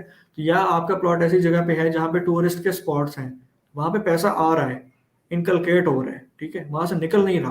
तो जितना ज़्यादा आपके सराउंडिंग एरिया के अंदर पैसा जनरेट होगा, बिज़नेस के एक्टिविटीज़ जनरेट होंगी, उतना ज़्यादा आपको आपका प्लॉट रिटर्न देगा। तो आपने ये स्टडी करनी है कि आपका जो शहर है, उसमें किस जगह के ऊपर कौन-सी सोसाइटी लोकेट कर रही है और वहाँ पर बिज़नेस में आने वाले प्लान्स क्या हैं इन फ्यूचर, वहाँ पे ट्रेड किस तरह से होगी। तो जितनी आसानी के साथ वहाँ पे ट्रेड हो सकती है, उतना ज़्यादा वो प्रोजेक्ट, चाहे वो ज़्यादा अच्छी तरह से डेवलप ना हुआ वो आपको ज़्यादा प्रॉफ़िट देगा। तो ये स्टडी करना चाहिए मास्टर प्लान्स के अंदर कि यहाँ पे ओवरहेड ब्रिज आएगा, यहाँ पे अंडरपास आएगा, यहाँ से एक्सेस कैसे मिलेगी लोगों को, मोटरवे तक जाने के लिए या लोगों को सब्ज़ी मंडी तक आने के लिए या पिंडी इस्लामाबाद तक आने के लिए या मेन शहर से कनेक्ट करने के लिए जो आपका पाथ है, जो एक्सेस है, वो आपको कैसे मिलेगी। तो ये चीज़ डिफाइन कर रही होगी कि आपके जो प्लॉट की लोकेशन है वो कितनी ज़्यादा उसमें वैल्यू एडिशन होने वाली है। तो ये फिर इन्वेस्टर तो उसको अच्छी खासी पीआरशिप उसकी होनी चाहिए गवर्नमेंट अदारों में या इस तरह, इस हवाले से यानी एक आम बंदा जो है ना वो इन्वेस्टमेंट के लिए ऐसे ही आ जाता है शौक के तौर पे, तो मेरे ख्याल में उसको अपनी पीआरशिप भी डेवलप करनी चाहिए मेरे ख्याल में। सबसे पहले तो ये तो मैंने उस बंदे के लिए बताया ना कि जिसने बहुत पैसा है जिसके पास, और जिसके पास जो है ना जो बहुत बड़ी इन्वेस्टमेंट करना चाह रहा है, जी। उसको इन चीज़ों का ख्याल रखना चाहिए। लेकिन जो कॉमन मैन है, मेरे जैसा या आप जैसा कॉमन मैन है जिसके पास ज़्यादा सरमाया नहीं है और वो इंस्टॉलमेंट प्लान के साथ जाना चाह रहा है और वो लॉन्ग टर्म के लिए जाना चाह रहा है, तो हमेशा कोशिश ये होनी चाहिए कि लॉन्ग टर्म के लिए ऐसा बंदे को, क्योंकि आपके पास कम सरमाया है तो आपको टाइम ज़्यादा देना पड़ेगा। आपको वो कीमत टाइम की सूरत में चुकानी है, किसी न किसी सूरत में आपको वो कीमत चुकानी है। तो अगर आप पैसे ज़्यादा नहीं लगा रहे तो आपको प्रोडक्ट की क्रेडिबिलिटी या प्रोजेक्ट की जो क्रेडिबिलिटी है उसके बारे में सवालात उठाने हैं। कंसल्टेंट के ज़रिए आप चाहें तो सोसाइटी के हेड ऑफिस में चले जाएँ, वहाँ जाके पूछ लें कि अच्छा ये प्रोजेक्ट है, और फिर ऐसे कंसल्टेंट्स को तलाश करें, उनको प्रॉपर, बहुत सारे मार्केट में ऐसे लोग मौजूद हैं जो आपको बड़े फेयर किस्म के मार्केट एनालिसिस के बारे में बताएँगे, जो आपको ऐसे प्रोजेक्ट्स जो अभी न्यूली लॉन्च्ड होंगे, उनको भी डिनाई कर देंगे, फ़ौरन डिनाई कर देंगे। क्यों? क्योंकि जो पुराना बैठा हुआ है मार्केट के अंदर, जिसकी रेपुटेशन है, जिसकी क्रेडिबिलिटी है मार्केट के अंदर। मैंने इसलिए पहले ये बात की है कि जो ओल्ड एजेंसीज़ हैं, जो पुरानी एजेंसीज़ बैठी हुई हैं मार्केट में, वो कभी भी अपनी रेपुटेशन के ऊपर एक हर्फ नहीं आने देती। इसीलिए वो जब भी किसी प्रोजेक्ट को ऑन बोर्ड लेते हैं for the purpose of marketing and selling, तो वो कभी भी कम जो है वो कभी भी जो है ना इस बेस के ऊपर नहीं लेते कि प्रोजेक्ट आ गया तो बस इसको ऑन बोर्ड ले लो। 100 सवालात वो आपसे ज़्यादा करेंगे। उन आपने अगर लेट्स से 10 लाख रुपए लगाने हैं, उन्होंने 10 करोड़ रुपए लगाने हैं। तो वो 10 आपसे 100 सवाल ज़्यादा करेंगे उन प्रोजेक्ट वालों से, उनके पास उनके जवाबात होंगे तो वो सैटिस्फाई होंगे। अगर वो सैटिस्फाई होंगे तो वो मार्केट में एक प्रोजेक्ट लॉन्च करने के ऊपर आएँगे और उसके बाद वो उस चीज़ को सेल करना शुरू करेंगे। तो आपको इसीलिए हमेशा जो पुरानी एजेंसीज़ हैं, उनके पास जाना चाहिए। उनसे जाके, या आप अगर एक बंदे से पूछ रहे हैं, एक एनालिसिस, तो आप 10 और लोगों से पूछ लें। आजकल तो मार्केट में बहुत ज़्यादा कंसल्टेंट्स बैठे हुए हैं, बहुत ज़्यादा इन्वेस्टमेंट एडवाइज़र्स बैठे हुए हैं। रियल एस्टेट में आने वाले बहुत सारी यंग जनरेशन है हमारी, तो वो आपको एजुकेट करते हैं। जिनका एक्सपीरियंस ज़्यादा हो चुका होता है, वो आपको हमेशा बताते हैं कि इस प्रोडक्ट में जाना चाहिए, इस प्रोजेक्ट में नहीं आना चाहिए। अच्छा, इसके अंदर डाइवर्सिफिकेशन जो है आप एक ही स्ट्रेटजी है समझी जाती है, तो आप कैसे एक्सप्लेन करेंगे कि इसको थोड़ा-सा एक्सप्लेन कर दें कि कैसे डाइवर्सिफाइड पोर्टफोलियो होना चाहिए इस तरह के रिस्क या रिसेशन के या इस तरह के रिस्क को खत्म करने के लिए? हाँ, इसमें अगर आप रियल एस्टेट की बात कर रहे हैं, तो आपको कभी भी एक ही प्रोजेक्ट में सारी इन्वेस्टमेंट नहीं लगानी चाहिए। आपको 2-3 प्रोजेक्ट्स में लगानी चाहिए, डिवाइड करके लगानी चाहिए, ताकि अगर इन केस ऑफ जो है ना एनी अनसर्टेनिटी आपके पास एटलीस्ट बैकअप पे चीज़ें मौजूद हों। अगर आप रियल एस्टेट के अलावा बात कर रहे हैं तो मेरे ख्याल में बहुत सारी चीज़ें हैं पाकिस्तान के अंदर जो शायद एक कॉमन मैन सोच भी नहीं सकता, या जो पुराने लोग बैठे हुए हैं, पुराने बिजनेस करने वाले लोग बैठे हुए हैं, वो उन चीज़ों को ज़्यादा समझते हैं। मिसाल के तौर पे मैं ले लेता हूँ कि जो स्क्रैप है, कबाड़ है, कबाड़ का काम बहुत अच्छा है पाकिस्तान में, एक बहुत अच्छी इन्वेस्टमेंट अपॉर्चुनिटी है, इसको ब्लैक गोल्ड कहा जाता है, लोगों को पता ही नहीं है इस चीज़ के बारे में। आप फॉर एग्जांपल अगर लेते हैं ना स्क्रैप की जो बॉटल्स हैं, प्लास्टिक बॉटल्स हैं आपकी, जिनमें पेप्सी आती है, मिरिंडा आती है, और ये सारी वाइट बॉटल्स हैं या ग्रीन बॉटल्स हैं आपकी, तो आप इनको परचेज करते हैं। और आप अगर कभी कबाड़ खानों में जाकर देखें ना, तो इनके पाइल्स ऑफ बॉटल्स होती हैं, मतलब इनके ऊपर डंप हुई भी होती हैं बहुत ज़्यादा बॉटल्स। ये कहाँ पे सेल होती हैं? अगर फॉर एग्जांपल ये सारी की सारी बॉटल्स आप खरीद लेते हैं, लेट से अगर वो 1 करोड़ की या 10 लाख रुपए की बोतलें पड़ी हुई हैं वहाँ पे, जो मार्केट रेट चल रहा है ना इस टाइम, एक खाली बोतल का जो है वो आप डिवाइड कर दें 110 को 10 के ऊपर, तो तकरीबन तकरीबन 10 रुपए की या 8 रुपए की एक बोतल निकलती है। और आपका जो 1 किलो बोतल का रेट है, खाली बोतल का रेट है, वो तकरीबन 110 रुपये है जो कीमत खरीद है। तो 110 रुपये की अगर आप 1 किलो बोतलें, खाली बोतलें खरीद रहे हैं, और आप for example tons of bottles खरीदते हैं कबाड़ वालों से, तो आप एक गाड़ी में लोड करके उस मार्केट में जाके सेल कर सकते हैं जहाँ पे हाइड्रोलिक प्रेस लगा हुआ है। लोगों ने छोटे छोटे यूनिट्स लगाए हुए हैं, अपने गोदाम बनाए हुए हैं, वहाँ पे एक छोटा सा यूनिट लगा के उन्होंने हाइड्रोलिक प्रेस लगाया हुआ है, और वो उसको प्रेस करता है और उसको एक बॉक्स की शक्ल के अंदर निकालता है, और फिर ये सारी की सारी बॉटल्स कहाँ पे जाती हैं? ये सारी मिल्स में जाती हैं, इन्हीं मिल्स में जाती हैं जिनसे ये रिसाइकल होकर दोबारा बोतल बन के आती हैं आपके पास। तो एक फिक्स्ड मार्केट है यहाँ पे। और ये जो 110 रुपए की आपकी बॉटल की खरीद है, इसके ऊपर आप इन्वेस्टमेंट करते हैं फॉर एग्जांपल चंद लाख रुपए की, और आप एक हाइड्रोलिक प्रेस खरीद लेते हैं अपना, या आप किसी को दे देते हैं, किसी हाइड्रोलिक प्रेस वाले को दे देते हैं, तो उससे आप स्क्रैप उठाते हैं, वो प्रेस्ड माल उठाते हैं, उसको उसी टाइम पेमेंट कैश करते हैं, और उससे जाके खरीद के वहां पे जाके बेचते हैं, लाहौर में जाके बेचते हैं, मुल्तान में जाके बेचते हैं, फैसलाबाद में इंडस्ट्रीज लगी हुई हैं वहां पर। ये आपकी जो प्रोडक्ट है ना, ये तकरीबन 1 किलो बोतल ये 140 रुपये 150 रुपये की बिकती है, वो प्रेस्ड हुई हुई बॉटल्स। और आप देख लें कितनी बड़ी इन्वेस्टमेंट अपॉर्चुनिटी है, यहाँ पे लाखों रुपए निकलते हैं महीने के, अगर आप जो है ना टन्स में कारोबार कर रहे हैं, और हर हफ्ते आप जो है तकरीबन 7 से 8 टन माल प्रेस करके निकाल रहे हैं, तो आप महीने के 5-6 लाख रुपए आराम से कमा रहे हैं। तो ये बहुत बड़ी इन्वेस्टमेंट अपॉर्चुनिटी है। आपने अगर इन्वेस्टमेंट करनी है, फॉर एग्जांपल मैं आपको ऐसे एग्जांपल्स दूंगा, शायद आपको हंसी भी आए और आपको मजे की भी लगे कि पाकिस्तान में इस तरह का काम हो सकता है। आप किसी भी मार्केट में चले जाएं, वहां से बोरियां खरीदना शुरू कर दें, बोरियां शॉर्ट हो जाएंगी मार्केट में, पूरी मार्केट में जहाँ पे ये परचून का कारोबार होता है, चावल है, गंदम है, यहाँ पे बोरियां होती हैं, जिन बोरियों में माल आता है, आप वहां जाके वो बोरियां खरीदना शुरू कर दें, एक रेट लगाएं, पहले उनसे रेट तय करें और उनसे पूछें कि आपसे जो माल आके खरीदते हैं, ऑब्वियसली वो सारी बोरियां बिकती हैं, रिसाइकिल होती हैं, या वो दोबारा से उनमें माल बनता है। तो आप उनसे वो, अगर एक ही इन्वेस्टर आप आ जाए, आपके पास 10 लाख रुपए हैं, पूरी मार्केट से सारी बोरियां खरीद के जमा कर लें अपने पास, अब जब वो खरीदने वाला बंदा आएगा तो वो मार्केट के पास तो नहीं जाएगा, आपके हाथ में इतना बड़ा शेयर है, आपके हाथ में इतनी ज्यादा बोरियां, आपका अपना रेट है। आपने अगर फॉर एग्जाम्पल 10 रुपए की एक बोरी खरीदी है, 20 रुपए की, 50 रुपए की खरीदी है, आजकल तो ये 100 से ऊपर की बोरी है एक, तो अगर आपने 100 रुपए की खरीदी है लेट से, तो आप उसको 102 103 रुपए पे बेचते हैं, तो वो जब मैस में बिकती है ना, क्वांटिटी में बिकती है, तो आपको अच्छा खासा एक प्रॉफिट जनरेट होता है। तो ये एक इन्वेस्टमेंट अपॉर्चुनिटी है। तो पाकिस्तान में कभी भी कोई बहुत, आप अगर गोल्ड में इन्वेस्टमेंट कर देंगे, हो सकता है आपको लॉस हो जाए, क्योंकि पाकिस्तान के हिसाब से तो गोल्ड की मार्केट नहीं है, गोल्ड की मार्केट तो इंटरनेशनली एक मार्केट है, डॉलर पैसेस के हिसाब से मार्केट चलती है। तो आपको पाकिस्तान में अगर रहते हुए इन्वेस्टमेंट्स करनी है, तो आपको पहले आइडिया जनरेट करना है कि आप किस तरीके से जो है ना, छोटी से छोटी चीज़ों के अंदर आप इन्वेस्टमेंट करें, ताकि आपको पता चले कि पाकिस्तान में छोटी चीज़ का कारोबार ज़्यादा है बनिस्बत बड़ी चीज़ का।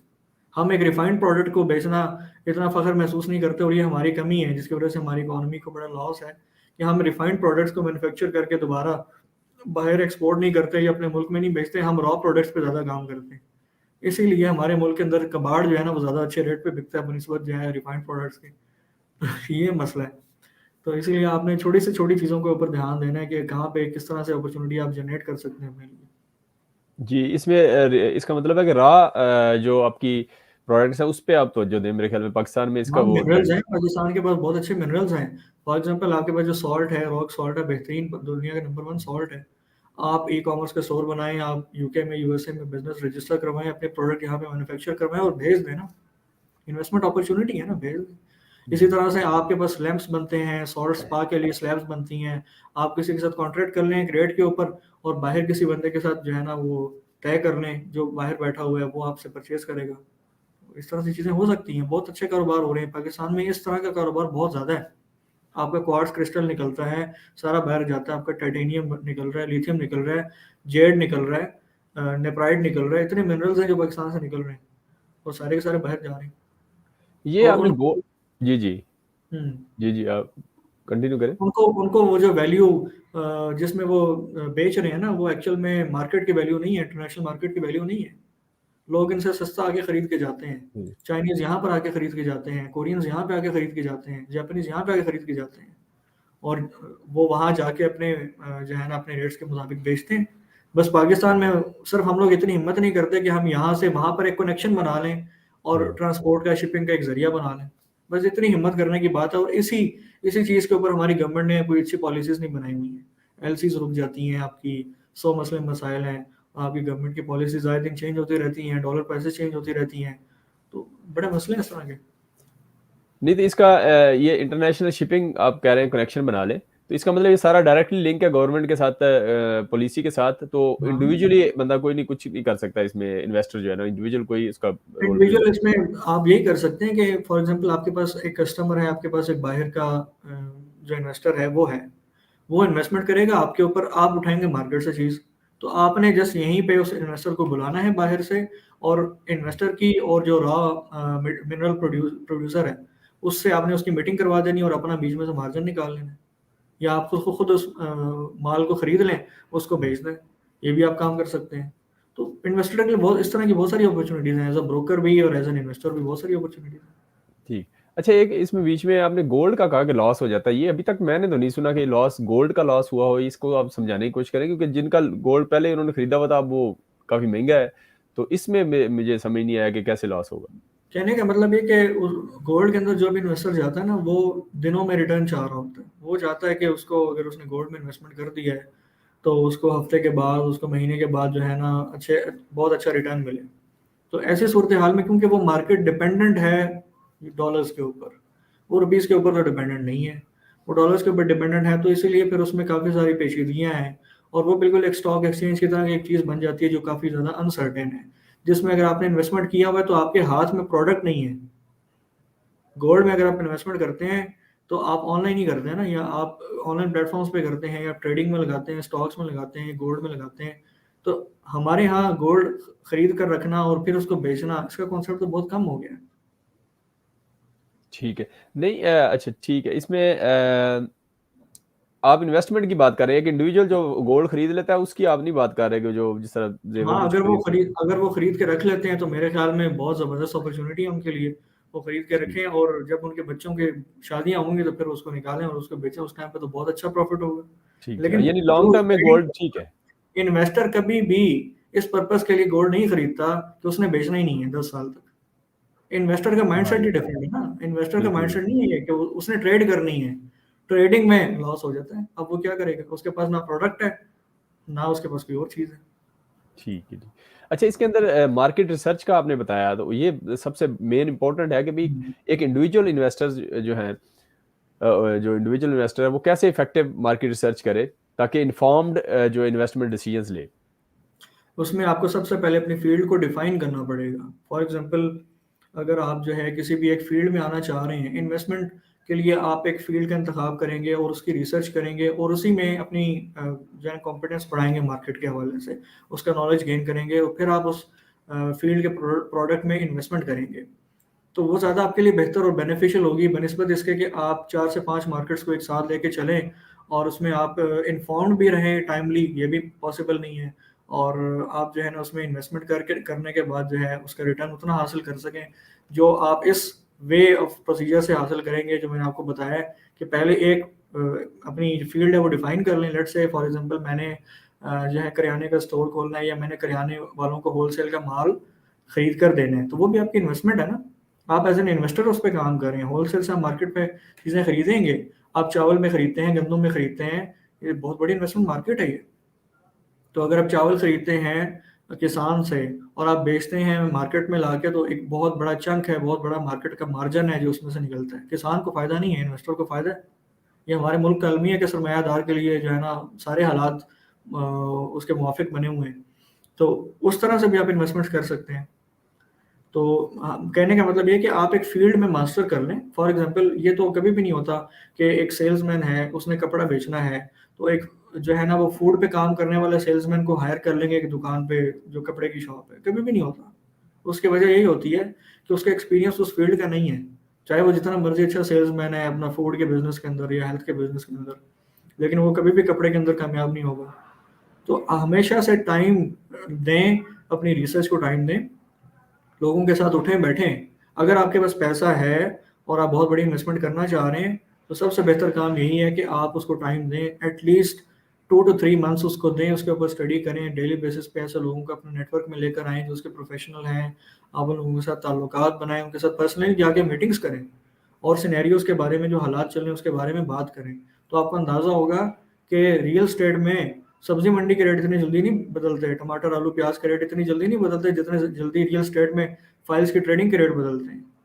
आपको अंदाजा होगा कि गोल्ड में इससे ज़्यादा जल्दी रेट्स बदलते हैं, आलू प्याज टमाटर के रेट इतनी जल्दी नहीं बदलते। तो ये हमारा जो है ना, एक रिसर्च के बाद आपको एक एनालिसिस पैदा होगा कि अच्छा आप इस तरह से करना है, इस तरह से करना है। काफ़ी टाइम टेकिंग चीज़ें हैं। इन्वेस्टमेंट्स के अंदर भी काफ़ी मॉड्यूल्स हैं। तो जो बड़े इन्वेस्टर्स हैं वो, उनकी कोशिश ये होती है कि कम से कम टाइम में हम जो है वो कर लें, कम से कम टाइम में हमें रिटर्न हो, क्योंकि बड़े इन्वेस्टर के पास टाइम नहीं है। छोटे इन्वेस्टर के पास टाइम बहुत ज़्यादा है, इसलिए वो लॉन्ग टर्म प्रोजेक्ट में चल जाता है, जबकि बड़े इन्वेस्टर के पास जो है टाइम नहीं है। तो आपके पास ऐसे ऑप्शंस ही बड़े कम हैं। आपके पास ऑप्शंस इतने कम हैं कि आप बड़े इन्वेस्टर को चला नहीं सकते पाकिस्तान में अनसर्टेनिटी की वजह से। तो वो बाज़ औक़ात तो प्रॉफ़िट ले लेता है, बाज़ औक़ात लॉस कर देता है। तो ये चीज़ें इस तरह चलती रहती हैं और प्रॉफिट हमेशा उसको उसी फील्ड में मिलेगा जिस फील्ड में उसकी अपनी भी नॉलेज बहुत ज़्यादा अच्छी होगी। तो जिस फील्ड में उसकी नॉलेज अच्छी नहीं है, तो आपको चाहिए कि आप किसी बंदे को, प्रोफेशनल बंदे को पैसे दें। हमारे यहाँ ये कल्चर नहीं है कि हम लोगों को ह्यूमन इन्वेस्टमेंट, हम ह्यूमन के ऊपर जो है ना, लोगों के ऊपर इन्वेस्टमेंट करना आर समझते हैं। पता नहीं हमारा मसला ये है या क्या मसला है, कि हम लोगों को पैसे देना मुनासिब नहीं समझते कि अगर मैंने इसको ज़्यादा पैसे दे दिए तो पता नहीं क्या हो जाएगा। हालांकि वो आपकी इन्वेस्टमेंट को सिक्योर बनाएगा, वो एक प्रोफेशनल आदमी है, उसको उस फील्ड का पता है, आपको नहीं पता। तो आप कोशिश ये करें कि आप अपनी बड़ी इन्वेस्टमेंट को थोड़ी सी अमाउंट पे करके सिक्योर बना लें। बड़ी कम से कम इन्वेस्टमेंट कितनी हो जिसमें ये फाइनेंशियल एडवाइस ज़रूरी है, या आप क्या समझते हैं? ये तो मेरे ख्याल में 50 लाख से ऊपर होनी चाहिए, 50 फिर बड़ी भी ठीक। कंसिडर होती है, अदरवाइज तो वो छोटी ही है। अच्छा, इसमें ये क्वेश्चन एक आया, Shopify is the place to invest in? ये अली भाई ने क्वेश्चन किया है हम्म, और ये हमारे माशाल्लाह से शॉपिफाई को डील करने वाले प्रोफेशनल आदमी हैं और इनका माशाल्लाह बड़ा अच्छा अमेज़न का बिज़नेस चल रहा है, तो इसलिए इन्होंने ये सवाल मुझसे पूछा है। अच्छा। बिल्कुल एक अच्छी मार्केट है, क्योंकि देखें हमने अगर पाकिस्तान में बैठ के डॉलर्स कमाएं तो क्या ही बात है। तो दो अलग मार्केट्स का आप कमाएं डॉलर्स में, खर्च पाकिस्तानी रुपये में करें, तो क्या ही बात है, बहुत अच्छी बात है। तो इसलिए मेरा तो खुद अपना माइंड है इस चीज़ के ऊपर आने का। मैं इन्हीं की सर्विसेज भी ले रहा हूँ और एक बड़े अच्छे बंदे हैं, बड़े काबिल बंदे हैं, बड़े प्रोफेशनल बंदे हैं। तो इस हवाले से उन्होंने पूछा था। जी ठीक। अच्छा, इसके अंदर लॉन्ग टर्म और शॉर्ट टर्म इन्वेस्टमेंट में आप क्या बताते हैं कि रिसेशन के दौरान भी स्पेशली और इन जनरल भी कहाँ कहाँ बंदा इन्वेस्ट करे, और शॉर्ट टर्म, लॉन्ग टर्म, और बिग इन्वेस्टर है, एक स्मॉल इन्वेस्टर है, तो वो अपना किस तरह मतलब अपने आप को मैनेज कर ले? जो जिसके पास थोड़ी रकम है ना, उसको चाहिए हमेशा कि लॉन्ग टर्म में इन्वेस्टमेंट कर दे। जिसके थोड़ी पास वो ज़्यादा रकम है, डिफाइन थोड़ा कर देंगे, 50 लाख से कम वाली यानी? 50 लाख से कम वाली भी हो तो वो भी बहुत सारे एरियाज़ के अंदर ना प्रोडक्ट परचेज़ कर सकता है फुल पेमेंट कैश के ऊपर। लेकिन ठीक है। उसका इतना ज़्यादा कुछ फ़ायदा होता नहीं है, क्योंकि उसमें टाइम काफ़ी ज़्यादा रिक्वायर्ड होता है। 50 लाख से अगर ज़्यादा की अमाउंट आ जाती है, तो जो कंसल्टेंट है, जो रियल एस्टेट प्रोफेशनल है, वो सोचने पे मजबूर हो जाता है कि मैं इस बंदे को एक प्रोडक्ट देने की बजाय इसको अपने साथ एज़ एन इन्वेस्टर क्यों ना चलाऊँ। तो ये उस रियल एस्टेट कंसल्टेंट की प्रोफेशनलिज्म है या उसका एक्सपीरियंस है मार्केट के अंदर, कि उसको पता है कि कब किस प्रोडक्ट को खरीदना है, मार्केट में किस प्रोडक्ट को खरीद कर एंटर होना है और किस टाइम पे एग्जिट होना है, तो वो चलाएगा एज एन इन्वेस्टर। तो उस टाइम पे क्या हो रहा होता है कि रिसेशन के टाइम के ऊपर भी ट्रेड आपकी नहीं रुकती, ट्रेड आपकी फिर भी हो रही होती है। ट्रेड रियल एस्टेट में भी होती है, फाइल्स के अंदर भी होती है। फॉर एग्जांपल अब आजकल जो ट्रेड हो रही है वो रीसेल के प्लॉट्स के अंदर हो रही है। वो लोग जो अफोर्ड नहीं कर पा रहे इंस्टॉलमेंट्स देना, वो बेचना चाह रहे हैं, उनके पास पैसे नहीं है, कारोबार कम है, और जिसकी वजह से उनके पास सेविंग्स नहीं आ रही है, सेविंग्स नहीं आ रही तो इंस्टॉलमेंट जमा नहीं करा पा रहे। अब वो रियल एस्टेट कंसल्टेंट को कहते हैं कि भाई हमारी प्रोडक्ट को बेच के दो। कंसल्टेंट उसको कम की ऑफर देता है, उतनी ऑफर नहीं देता जितनी उसकी वैल्यू होती है एक्चुअली, या उसने जितना पे किया हुआ होता है, क्योंकि कंसल्टेंट ने फ़ायदा उठाना है। कंसल्टेंट ने क्यों फ़ायदा उठाना है? क्योंकि उसने आगे जिस बंदे को सेल करनी है तो उसको उसने एक्चुअल रेट पे सेल करनी है, तो बीच में से उसने अपना मार्जिन निकालना है जो उसका फ़ायदा हो सकता है। तो वो ये ट्रेड चल रही होती हैं। तो इस तरह की इन्वेस्टमेंट्स की जा सकती हैं कि उन फाइल्स को उठा लिया जाए और फिर कंसल्टेंट से कहा जाए कि आप जो है इसको एग्जिट होने का टाइम मैंने इख्तियार आपको दिया, खरीदने का भी और बेचने का भी। अगर आप उसको बाउंड कर देंगे, वो आपको बताने पे बाउंड है कि मैं इतने पे खरीद रहा हूँ और मैं इतने पे बेचूंगा, ये मुझे इस टाइम पे ऑफर आ रही है, मेरा मशवरा बेच दें वरना लॉस हो जाएगा। तो आपको कंसल्टेंट को फुल टाइम साथ लेके चलना पड़ता है। डेली बेसिस के ऊपर आपको अपडेट्स चाहिए होती हैं कि अब क्या मार्केट जा रही है, अब क्या वैल्यू है, अच्छा बेच दो, अब खरीद लो, बेच दो। तो उसकी एक्सपर्टीज को आपने हासिल करना होता है। तो जो बड़े इन्वेस्टर्स हैं ना, वो ये काम करते हैं, तो उनको ठीक। दिनों के अंदर फायदा होता है। अब मैं आपको एग्जांपल दे देता हूँ, ये मेरे ख्याल में बात जो है ना एग्जांपल ज़्यादा क्लियर हो जाएगी। जी जी। सोसाइटीज़ जब लॉन्च होती हैं, जैसा कि मैंने आपको पहले शुरू में बताया कि ओवरसेलिंग ऑफ फाइल्स होती है, तो क्या होता है? होता ये है कि एक सोसाइटी लॉन्च होगी, उसके पास 5,000 कनाल की ज़मीन है। अब उसने फाइल्स लॉन्च कर दी 10,000 कनाल ज़मीन के हिसाब से। उसके पास लैंड नहीं है, ना कोई चांस है मजीद ऑक्यूपाई करने का, मजीद एक्वायर करने का। तो अब हो क्या रहा है? अब हो ये रहा है कि वो फाइल्स मार्केट में ट्रेड हो रही हैं, एक हाथ से दूसरे हाथ, दूसरे हाथ से तीसरे हाथ, इस तरह से वो मार्केट में जा रही हैं। फाइल प्रिंट करते हुए कितने पैसे लगते हैं? 100 रुपया, 200 रुपया। एक नोट उसके ऊपर 100 रुपये का आप लगा दें, 300 रुपया। मेरे ख्याल में 300 रुपये के अंदर एक फाइल जो है ना वो बन रही है। इसीलिए मैं कह रहा हूँ प्रिंटेबल चीज़ कभी भी इन्वेस्टमेंट के काबिल नहीं है। वो उसने 300 रुपये में फाइल बना ली सोसाइटी ने। सोसाइटी को इन्वेस्टर चाहिए डेवलपमेंट करने के लिए, और उसको चाहिए इन्वेस्टर क्योंकि उसने मार्केट में मार्केटिंग करनी है, उसको चाहिए इन्वेस्टर, उसने मार्केट को स्टेबल करना है। इन्वेस्टर कैसे आता है? ये फाइल्स प्रिंट होती हैं बोरियों के हिसाब से, बोरियां भरती हैं फाइल्स की, और फिर एक रेट सोसाइटी तय कर देती है कि फॉर एग्जांपल इसकी जो डाउन पेमेंट है ना, इस फाइल के ऊपर जो बंदा बुकिंग कराएगा, जो डाउन पेमेंट है एंड यूजर के लिए, वो 1.5 लाख रुपए इन्वेस्टर को मिल रही है 25,000 रुपये में। ठीक है, लेट से हम कहते हैं 25,000 रुपये में मिल रही है एक फाइल। इन्वेस्टर आएगा, 1,500 फाइलें उठाएगा, 2,000 फाइलें उठाएगा। वो 2,000 प्लॉट कहाँ पे है? 2,000 प्लॉट तो नहीं है, और एक इन्वेस्टर नहीं आ रहा। वो उठाता है 25,000 रुपये में फाइल, और उसके बाद अगले दिन सोसाइटी ऐलान करती है कि आज मैं खरीद रही हूँ वो फाइल जो आपने कल 25,000 में मुझसे खरीदी है, मैं आज 26,000 रुपये में आपसे रिटर्न में खरीद रही हूँ। तो जिस बंदे ने 2,000 फाइलें उठाई हैं, आप उसके प्रॉफिट मार्जिन का अंदाजा लगा सकते हैं। 1,000 रुपये मल्टीप्लाई बाय 2,000 ये कितना बनता है? 2 करोड़ बन गया ये तो। 2 करोड़ बन गया। एक बंदे ने एक दिन में 2 करोड़ कमा लिया। ये स्पेकुलेशन है ना। अब हो क्या रहा है कि जब वो सोसाइटी 2 करोड़ रुपए दे के लेट से उससे खरीद लेती है, अगले दिन सोसाइटी ऐलान कर देती है कि मैं इसको आज 27,000 रुपये में खरीद रही हूँ। तो आपके ख्याल में खरीदार ज्यादा आएंगे या बेचने वाले ज्यादा आएंगे?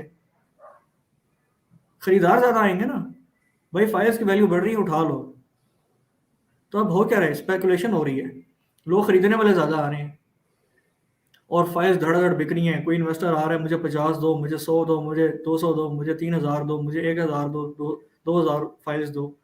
जिस इन्वेस्टर के हाथ में सबसे बड़ा चंक है उसको सबसे अच्छा रेट मिला, और जिस इन्वेस्टर के हाथ में थोड़ा कम मार्जिन था उसको उतना रेट अच्छा नहीं मिला। तो अब मार्केट किसने सेट कर दी? मार्केट तो बड़े इन्वेस्टर ने सेट कर दी ना, सोसाइटी ने तो सेट नहीं की। इसीलिए ये फाइल सिस्टम रिलायबल प्रोडक्ट नहीं है इन्वेस्टमेंट के लिए। तो अब होता क्या है कि आखिर में ये फाइल्स कहाँ जाती हैं? आप सोच रहे होंगे कि इतनी ज़्यादा फाइल्स मार्केट में निकल गई हैं, लोगों ने खरीद ली हैं, ओपन है, किसी के नाम पे भी नहीं है, और अब ये फाइल्स डीलर्स को सेल हो रही होती हैं। डीलर्स उस फाइल्स के ऊपर जो है ना लोगों का बुकिंग करवा रहे होते हैं 1.5 लाख रुपए के अंदर। डीलर को लेट से वो 60,000 में पड़ रही है, इन्वेस्टर को वो 40-50,000 रुपए में पड़ रही है लेट से, ठीक है। तो एंड यूजर उसके ऊपर 1.5 लाख रुपए में लग रहा है, तो डीलर डिस्काउंट कहाँ से दे रहा होता है? डीलर को तो 60,000 में पड़ी है, डीलर उस मार्जिन में से उसको डिस्काउंट दे रहा होता है। तो 60,000 में और 1.5 लाख रुपए में मार्जिन है, वो अपनी मर्जी से जितना डिस्काउंट दे दे। लेकिन ये कभी भी फाइल्स 60,000 से ऊपर नहीं जाएंगी, इससे कम ही होती रहेंगी। वो असल एक्चुअल रेट पे आएगी जो 25,000 रुपये रेट था, उस रेट पे उसने आना ही आना है, उससे ऊपर नहीं जाना। हो सकता है चंद दिन के लिए वो ऊपर चली जाए, हो सकता है ये फाइल 1,20,000 रुपये के लिए भी चली जाए, लेकिन ये 10 से 20 दिन का प्रोसीजर होता है। ये किसी एंड यूजर को भी नहीं पता चलता, हजारों इन्वेस्टर्स को भी नहीं पता चलता। अंदर के इन्वेस्टर्स होते हैं, अंदर के लोग होते हैं, उन्होंने स्पेकुलेशन करनी होती है, वो करते हैं शुरू में और निकल जाते हैं, और यही होता है। उसके बाद ये जो इतनी ज़्यादा फाइल्स मार्केट में लाखों के हिसाब से फेंक दी गई, ये कहाँ गई? ये आखिर में सोसाइटी एडजस्टमेंट्स में वापस ले रही होती है, क्योंकि सोसाइटी के पास at the time of selling जो फाइल्स उसने सेल की हैं उसके पास उस टाइम पे पैसे नहीं थे। अब सोसाइटी के पास पैसे आ गए हैं, लेकिन इस टाइम पे भी सोसाइटी पैसे नहीं दे रही वापस आपको फाइल के बस। सोसाइटी कह रही है कि एंड यूज़र के इंस्टॉलमेंट्स के अंदर इस फाइल को लगवा दो, मैं आपको बेनिफिट दे देती हूँ। डीलर को भी बेनिफिट मिल जाता है एडजस्टमेंट में, और एंड यूज़र को भी डिस्काउंट मिल जाता है। लेट से कि उसने इंस्टॉलमेंट जमा करवानी है 1.5 लाख रुपए की, सोसाइटी कहती है फाइल जमा करवा दो। डीलर उसको कहता है कि आप हमें 1 लाख रुपए दे दें, हम आपका जो है ना तकरीबन 1,50,000 रुपये एडजस्ट करवा देते हैं। 1 लाख आप दे रहे हैं, 1.5 लाख रुपया एंड यूज़र का इंस्टॉलमेंट के अंदर लग गया, 50,000 रुपये का एंड यूज़र को फायदा हुआ, और डीलर को 40,000 रुपये का कैसे फायदा हुआ? उसने तो 60,000 में खरीदी हुई थी फाइल। अब सोसाइटी अगेन क्या कर रही है? पैसे उसके पास फिर भी नहीं है। सोसाइटी अगेन उस फाइल को वापस ले रही है डिजिट्स के फॉर्म में एंटर करने के लिए कि इस बंदे के लेजर के अंदर इतने पैसे लगा दो। पैसे तो एक्चुअल में नहीं है। बैंक सिस्टम इसी तरह काम करते हैं, आप पे स्पेकुलेशंस हैं, नो रियल मनी, तो ये कुछ हो रहा होता है। तो इस तरीके से मार्केट से सारी की सारी फाइल्स वापस आ जाती हैं, और ये स्ट्रेटेजी बहुत ज़्यादा अडॉप्ट की गई 2020 से लेकर अभी 2023 तक। लेकिन अब ये स्ट्रेटेजी काम की नहीं है। अब जो चेंज आ रहा है वो चेंज ये है कि गवर्नमेंट की पॉलिसीज बन गई हैं कि भाई आपको हर बुकिंग के साथ 7E फॉर्म देना पड़ेगा, जिसमें आपने बायर ने भी बताना है और सेलर ने भी बताना है कि आपने पैसा कहाँ से कमाया, आपको टैक्स पे करना पड़ेगा। तो जब आप टैक्स पे करेंगे तो ऑब्वियसली रियल प्रोडक्ट्स की इन्वेस्टमेंट्स होंगी, रियल प्रोडक्ट्स के अंदर आप इन्वेस्टमेंट्स करेंगे, रियल प्रोडक्ट्स में आप जाएंगे। टैक्स हमेशा बैलेटेड फाइल का है, जिस फाइल का प्लॉट नंबर लगा हुआ है। सोसाइटी की पॉलिसीज हो सकती हैं कि जो लोग जो है ना 50% ऑफ द अमाउंट पे करें, उनको बैलेटिंग में कंसिडर कर लिया जाए। तो आप चाहें तो आप फर्स्ट दिन ही 50% पे कर दें, आने वाली बैलेटिंग के फंक्शन के अंदर आप शामिल हो सकते हैं, क्योंकि आप एलिजिबल हो गए ना। सोसाइटी को तो नहीं पता कि आपने फाइल किस मकसद के लिए परचेज की है। आपने परचेज की, लेट से उसके बाद आप इंस्टॉलमेंट जमा ना करवाएं। जब आप इंस्टॉलमेंट जमा ना करवाएं, नहीं करवाएंगे, किसको नुकसान है? सोसाइटी को नुकसान है। तो इसीलिए सोसाइटी आपको अलाउ नहीं करती। डाउन पेमेंट के ऊपर आप क्लेम ही नहीं कर सकते कि मुझे बैलेटिंग नंबर दे दो, नहीं, ऐसा नहीं होता। एक खास अमाउंट सोसाइटी को पे करने के बाद जब सोसाइटी को पता चलता है कि आप वाकई सीरियस हैं, आपको बैलेटिंग में कंसिडर ज़रूर करती है, ज़रूर करती है। कभी भी ऐसा नहीं होता कि आपको कंसिडर ना करे। तो उसके बाद फिर क्या होता है कि आप उस प्लॉट को एंड तक लेकर जाते हैं, तो आपको पोजीशन भी मिलता है। और जो फर्स्ट लोग होते हैं ना, जो शुरू शुरू के सोसाइटी के अंदर जिन लोगों ने घर बनाना होता है, सोसाइटी उनको फाइनेंशियल एड प्रोवाइड करती है कि आप यहाँ पे आके डेवलपमेंट करें, हम आपको 10 लाख रुपए दे रहे हैं, हम आपको 20 लाख रुपए अपनी जेब से दे रहे हैं। सोसाइटीज इस तरह से डेवलप होती हैं, एक मॉडल है, इसके ऊपर इस तरह से काम होता है। तो एडजस्टमेंट्स को भी देखा जाता है, और इस तरह से चीज़ें वापस भी हो जाती हैं फाइल्स, जैसे मैंने आपको बताया। लेकिन हर सोसाइटी में ऐसा नहीं होता। सोसाइटीज़ वो जिनमें एक्वायर्ड लैंड है ऑलरेडी, जहाँ पे पता है आपको कि इससे ज़्यादा लैंड एक्वायर इन्होंने नहीं करनी, वहाँ पे क्या हो रहा होता है, लिमिटेड फाइल्स होती हैं। आप जाएंगे सोसाइटी हेड ऑफिस में, वहाँ पे आपके नाम के ऊपर बुकिंग होगी, आपके नाम के ऊपर फाइल बनेगी, और वो सिर्फ आप ही के हवाले होगी, और वो लिमिटेड इन्वेंट्री में से आपका एक प्लॉट आपके नाम पे होगा जो बैलेटेड हो जाएगा, ठीक है। तो ये एक अच्छी स्कीम होती है। बहुत ज़्यादा रिलायबल सोसाइटीज़ होती हैं, जो बड़े ग्रुप्स होते हैं वो ये काम करते हैं। तो इस तरह से चीज़ें चलती होती हैं। अच्छा, इसके अंदर टेक्नोलॉजी का रोल क्या है कि मतलब इन्वेस्टमेंट बेस्ट आप डिसीजन करें इन्वेस्टमेंट चॉइसेस में, इसमें डाटा एनालिटिक्स या टेक्नोलॉजी के हवाले से कोई आप रहनुमाई फरमाएंगे? इसमें मेरे ख्याल में हमारे यहाँ जो डेटा ड्रिवन डिसीजंस हैं उनको ज़्यादा लोग इसलिए भी शायद अनएजुकेटेड हैं उस हवाले से कि हमारे लोग उसको प्रेफर नहीं करते या उसको यूज़ नहीं करना आता। तो दूसरी बात ये भी मसला है रियल एस्टेट की मार्केट के अंदर कि यहाँ पर पढ़े लिखे लोग अभी आए हैं, 2020 में आना शुरू हुए हैं, 2019 में 18-19 में आना शुरू हुए हैं। उससे पहले यहाँ पर वही कॉन्सेप्ट था कि बाबा जी बैठे हुए हैं छोटा सा ऑफिस खोल के और बस उन्होंने सिगरेट लगाया हुआ है और वो मोहल्ले के प्लॉट्स और रेंट्स का काम कर रहे हैं। सोसाइटी से कॉन्सेप्ट अभी दोबारा से स्टार्ट हुआ है, जो प्रॉपर फाइल सिस्टम स्टार्ट हुआ है उसके अंदर पर ये हुआ कि जो डेटा ड्रिवन डिसीजंस है ना वो क्योंकि डॉक्यूमेंटेड नहीं है इसीलिए हम उनको एकेडमिकली देख नहीं सकते। इसलिए आप कहीं पे भी रिसर्च करें कि जी फलां सोसाइटी का क्या ग्राफ्स रहे हैं तो वो आपको कभी भी नहीं मिलेंगे। चाहे जाए कि आप किसी कंसल्टेंट से पूछें जो उस सोसाइटी के शुरू से लेके एंड तक उसके साथ था कि इसके स्टैटिस्टिक्स क्या रहे हैं शुरू में और अब क्या है और कितना मार्जिन का डिफरेंस आया है प्लॉट्स के अंदर, वो आपको डेटा ड्रिवन डिसीजन बताएगा। कि आप लोगों से कंसल्ट करें जो प्रोफेशनल कंसल्टेंट है जो सोसाइटी के साथ कमिटेड है इतने सालों से, वो आपको सही तरीके से बताएगा कि शुरू में प्लॉट्स कितने प्राइसेस के ऊपर लॉन्च हुए थे और अब उसकी क्या प्राइसेस चल रही हैं। तो आपको एक डिफरेंस पता चल जाएगा। या आप किसी भी कंसल्टेंट से पूछ सकते हैं कि जिस सोसाइटी में आप मुझे कन्विंस करें प्लॉट लेने के लिए, ये स्टार्ट किस टाइम पे हुई थी, उस टाइम पे इसके रेट्स क्या थे। तो हो सकता है कि अगर आपके पास पैसे हैं तो आपको कैश के ऊपर वो रेट भी मिल जाए, ऑल ड्यूज क्लियर वो फाइल भी मिल जाए जिसके सारे इंस्टॉलमेंट्स पेड हैं और जो फर्स्ट रेट्स थे वो आपको हो सकता है बहुत अच्छे पैसों में मिल जाए, ज़्यादा प्रॉफिट भी आपको ना देना पड़े। तो आप हो सकता है कि ये भी एक अच्छी इन्वेस्टमेंट है। ठीक है, तो इस तरीके से आप डाटा ड्रिवन डिसीजन करते हैं कि आपने आपके पास पैसे कितने हैं और अगर आप तो इन्वेस्टमेंट के साथ जाना चाह रहे हैं और आपके जेब में है ही 2 लाख रुपए, तो फिर तो कोई भी आपको ये नहीं कहेगा ना कि आप पुरानी फाइल्स ले लें क्योंकि उसके ऊपर तो कैश पे हुआ हुआ होता है, इंस्टॉलमेंट्स पे हुई भी होती हैं। तो फिर आपको यही यही सूट करता है कि आप बुकिंग करवाएं और उसके साथ साथ आप उसको लेके चलते रहें, इंस्टॉलमेंट्स उसकी पे करते रहें। लेकिन अगर आपके पास पैसे हैं 20 लाख रुपए 30 लाख रुपए हैं और उतने पैसे हैं कि आप जो है ना सोसाइटी के अंदर एक प्लॉट ले सकते हैं, तो बजाय नए रेट पे प्लॉट खरीदने के आप पुराने रेट को तलाश करें ना, जिसके ऊपर सारे के सारी अमाउंट्स पेड है और वो वैलिडेटेड भी है, उसकी लोकेशन भी है, तो वो ज़्यादा प्रेफरेबल बात होती है। अच्छा, इसके अंदर एक चीज़ ये भी क्राइटेरिया कि भाई 15 से 20 साल पुरानी सोसाइटी है, उसमें घर तलाश करें और वो उसमें अब ये ज़्यादा कोशिश करें कि रेंट वाले ना रह रहे हों, अपने पुराने लोग हों, उसमें गैस के कनेक्शन मिल जाते हैं, आजकल गैस का कनेक्शन मसला है। तो आप इस हवाले से क्या क्राइटेरिया बताते हैं? और आखिर में बस ये मेरा आखिरी क्वेश्चन भी होगा कि भाई कुछ टेक अवेज़ आप ऑडियंस को क्या अपनी तरफ से नसीहत करेंगे कि जो इन्वेस्टमेंट करना चाह रहे हैं या इन्वेस्टमेंट स्ट्रेटजीज़ जो हैं वो इम्प्लीमेंट करना चाह रहे हैं, तो या नए आना चाह रहे हैं, तो इस हवाले से आप थोड़ा-सा क्राइटेरिया बता दें। जो जो एंड यूज़र हैं उनके लिए भी थोड़ी-सी रहनुमाई फरमा दें कि वो अगर मकान खरीदना चाह रहे हैं तो वो क्या 5 मरले, 7 मरले, क्या लिमिट होती है, ये ज़्यादा सेल होते हैं? इस हवाले से थोड़ा-सा फाइनल कंक्लूजन कर दें। अच्छा, इसमें 2-3 सवाल आपने इकट्ठे कर दिए हैं। गैस का जी, जो कनेक्शन है ना, जी। गैस का इदारा जो है वो ये कहता है कि एक सर्टेन अमाउंट ऑफ पॉपुलेशन होनी चाहिए, तब मैं पाइपलाइन बिछाऊँगा और तब वो पाइपलाइन्स उस सोसाइटी में जाएँगी ताकि मुझे फ़ौरन रिटर्न मिले।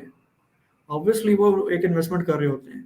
वो जब एक इन्वेस्टमेंट कर रहे हैं पाइपलाइन्स बिछाने में और आपको उन पाइपलाइन्स में गैस प्रोवाइड हो जाती है, जब वो कनेक्शंस ऑन होते हैं, तो वहाँ पे यूज़र्स ही ना हो।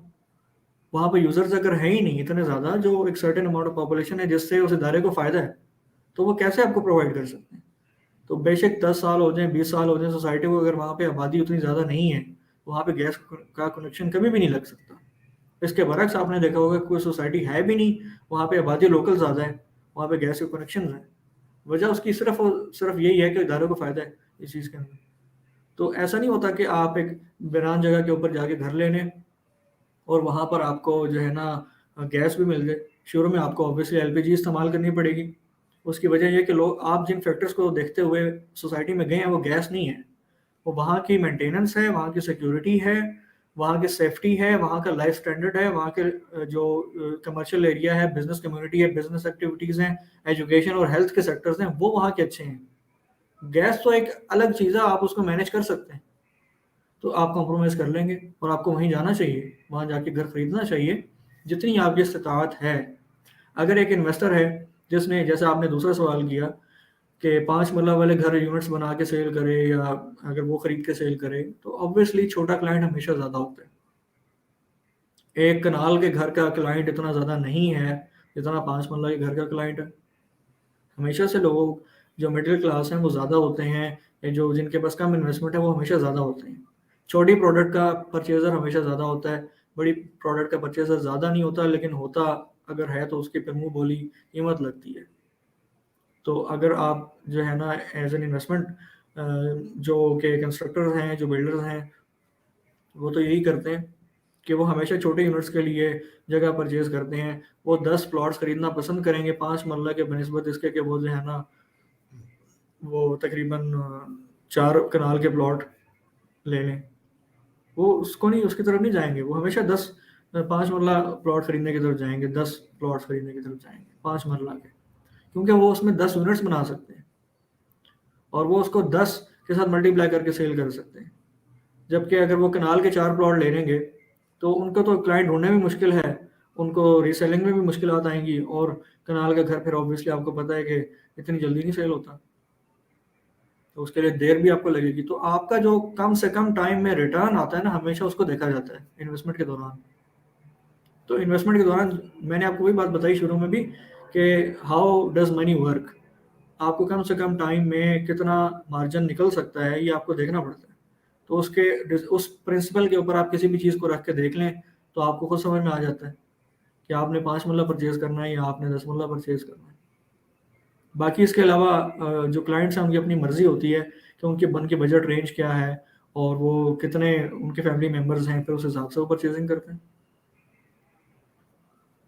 इसमें सोसाइटीज़ के अंदर एक और भी चीज़ होती है कि भाई आप सोसाइटीज़ में इश्यूज़ होते हैं कि आपने 2 मंजिला नहीं बना सकते, ये नहीं कर सकते, फलां नहीं कर सकते। तो इस तरह की सूरत-ए-हाल में आप क्या कहते हैं, जो रिस्ट्रिक्शंस हैं, आप को सोसाइटीज़ को करना चाहिए या आपको ये जिस तरह लोग फार्म हाउस की तरफ चले जाते हैं, फार्म हाउस या शहरों से दूर, तो आप इस हवाले से क्या कहते हैं? और टैक्स के हवाले से भी कि भई टैक्स से भी आप थोड़ा-सा वो तो इस तरह की कोई है स्ट्रैटेजी जो एंड यूज़र के लिए भी और इन्वेस्टर के लिए भी? अच्छा, ये 2 तरह के क्लाइंट्स की आपने बात की है। जी। एक तो वो कि जो सोसाइटीज़ में घर बनाना चाहते हैं, उनके पास इन्वेस्टमेंट ही इतनी है कि वो सोसाइटी में घर बना सकें। वो क्योंकि बचपन उनका सारा एक कम्युनिटी के अंदर, अच्छी कम्युनिटी में गुज़रा हुआ होता है, बहरिया में, डीएचएज़ में या अच्छी सोसाइटीज़ में, कैंट्स एरिया के अंदर गुज़रा होता है। ज़्यादातर आपको सोसाइटी में यही लोग दिखने को मिलेंगे। क्योंकि उनकी जो एक गैदरिंग जो वो चाहते होते हैं, जो वो सोसाइटी से एक रिटर्न चाह रहे होते हैं मेंटेनेंस के हवाले से, फैसिलिटीज़ के हवाले से, एक लाइफ स्टैंडर्ड के हवाले से, बच्चों के एजुकेशन के हवाले से, बच्चों के लिए रिक्रिएशनल एक्टिविटीज़ के हवाले से, वो उनको सोसाइटी में मिलता है। दूसरा जो इन्वेस्टर है ना फार्म हाउसेज़ वाला, वो उसके पास इतने घर होते हैं ऐसी सोसाइटीज़ के अंदर कि वो उसके बाद चाह रहा होता है कि मैं इस सारी कम्युनिटी से अलग होके, मैं एक जो है ना सेल्फ क्रिएटिंग लाइफ़ के अंदर चला जाऊँ। जहाँ पे उसके पास दूध हो, जहाँ पे उसके पास गाय हो, जहाँ पे उसके पास वेजिटेबल्स अपनी हो, वो एक ऑर्गेनिक लाइफ़ की तरफ मूव इसलिए कर रहा होता है क्योंकि इंसान की फितरत है, कि इंसान इन चीज़ों को एन्जॉय करता है। और वो फिर एक जो है ना ऐसे फ़ेज़ के अंदर से वो सोलर से एनर्जी ले ले, वो बायोगैस बना ले और वो दूध ले ले और वो गोश्त ले ले और वो अपनी सब्जियाँ उगा ले, तो मेरे ख़्याल में तो इंसान के सारे खर्चे ज़ीरो हो गए ना। आपको लाइफ़ गुज़ारने के लिए जो चीज़ें चाहिए वो ज़ीरो हो गई। और ऐसे लोग फार्म हाउसेज़ में इसलिए जाते हैं क्योंकि इनकी जो कम्युनिटी के लोग हैं, जिनके साथ इनका वास्ता या ताल्लुक है, वो लोग भी फार्म हाउसेज़ में रह रहे होते हैं। और फिर ये अपने फार्म हाउसेज़ के ऊपर एक गैदरिंग करते हैं उन जैसे लोगों की और एन्जॉय करते हैं, पार्टीज़ करते हैं। ये हमारी बहुत एलीट क्लास की जो जर्नल्स हैं, जो बहुत ऊपर लेवल के लोग हैं, जो मिनिस्ट्रीज़ के अंदर बैठे हुए हैं, ब्यूरोक्रेट्स हैं बहुत बड़े-बड़े, बड़े-बड़े डॉक्टर्स हैं, ये लोग इस तरह की कम्युनिटी को एन्जॉय करते हैं। और ये लोग एक-दूसरे से दूर-दूर घर बनाना पसंद करते हैं, इसलिए लोग फार्म हाउसेज़ की तरफ आते हैं, एक मेंटालिटी है। तो वो लोग जिनके पास और उनके फार्म हाउसेज़ नहीं है सिर्फ़, वो फार्म हाउसेज़ में सिर्फ़ एन्जॉय करने के लिए आते हैं, लेकिन उनके पास इन सोसाइटीज़ के अंदर 10 घर होंगे ऐसे, जहाँ पे वो रहना पसंद नहीं करते। वहाँ से उनको रिटर्न्स आ रहे होते हैं, रेंट्स की सूरत में। तो ये चीज़ें चल रही होती हैं। इस तरह से है, वो 2 अलग कैटेगरीज़ ऑफ इन्वेस्टर्स हैं जो आपने डिफाइन की हैं। ठीक। चले रियली थैंकफुल सेशन मेरे ख्याल लेट्स एंड दिस बिकॉज़ 1 घंटा तकरीबन 1.5 घंटा होने वाला है। तो हुँ, हुँ। Really wonderful session. Abdul Manan sahab अगर still we have the any question और feedback from the audience still we will have the option इंशाल्लाह to invite you again. So ज़रूर। Really thankful. और अगर आपका ऑफिस या आपके साथ अगर किसी ने कंसल्टेंसी के हवाले से अगर रब्ता करना हो, या तो आप किस तरह रहनुमाई फरमाएंगे, कैसे लोग आपसे रब्ता करें? एक तो चले इस मेरे प्लेटफॉर्म के पर्सनल जरिए, लेकिन आपका डायरेक्ट अगर मेरे कोई रब्ता करना चाहे। हाँ, मेरे पर्सनल नंबर के ऊपर आप रब्ता कर सकते हैं। वो पर्सनल नंबर मैं जो है फ़ेसबुक पे शो कर दूँगा इंशाल्लाह। इसी वीडियो के साथ मैं शो कर दूँगा, तो लोग अभी रब्ता वैसे कर बता सकते दें, अगर अगर वैसे ही बता दें हैं। अगर वो थोड़ा-सा और। 0316 जी, जी। 50 19 342 जी। 0316 5019 342। जी, ठीक हो गया। Thank you very much Abdul Manan साहब, and really have a nice time और सी यू इंशाल्लाह। Thank you. ज़रूर, बहुत शुक्रिया। Thank you very much. Thank you.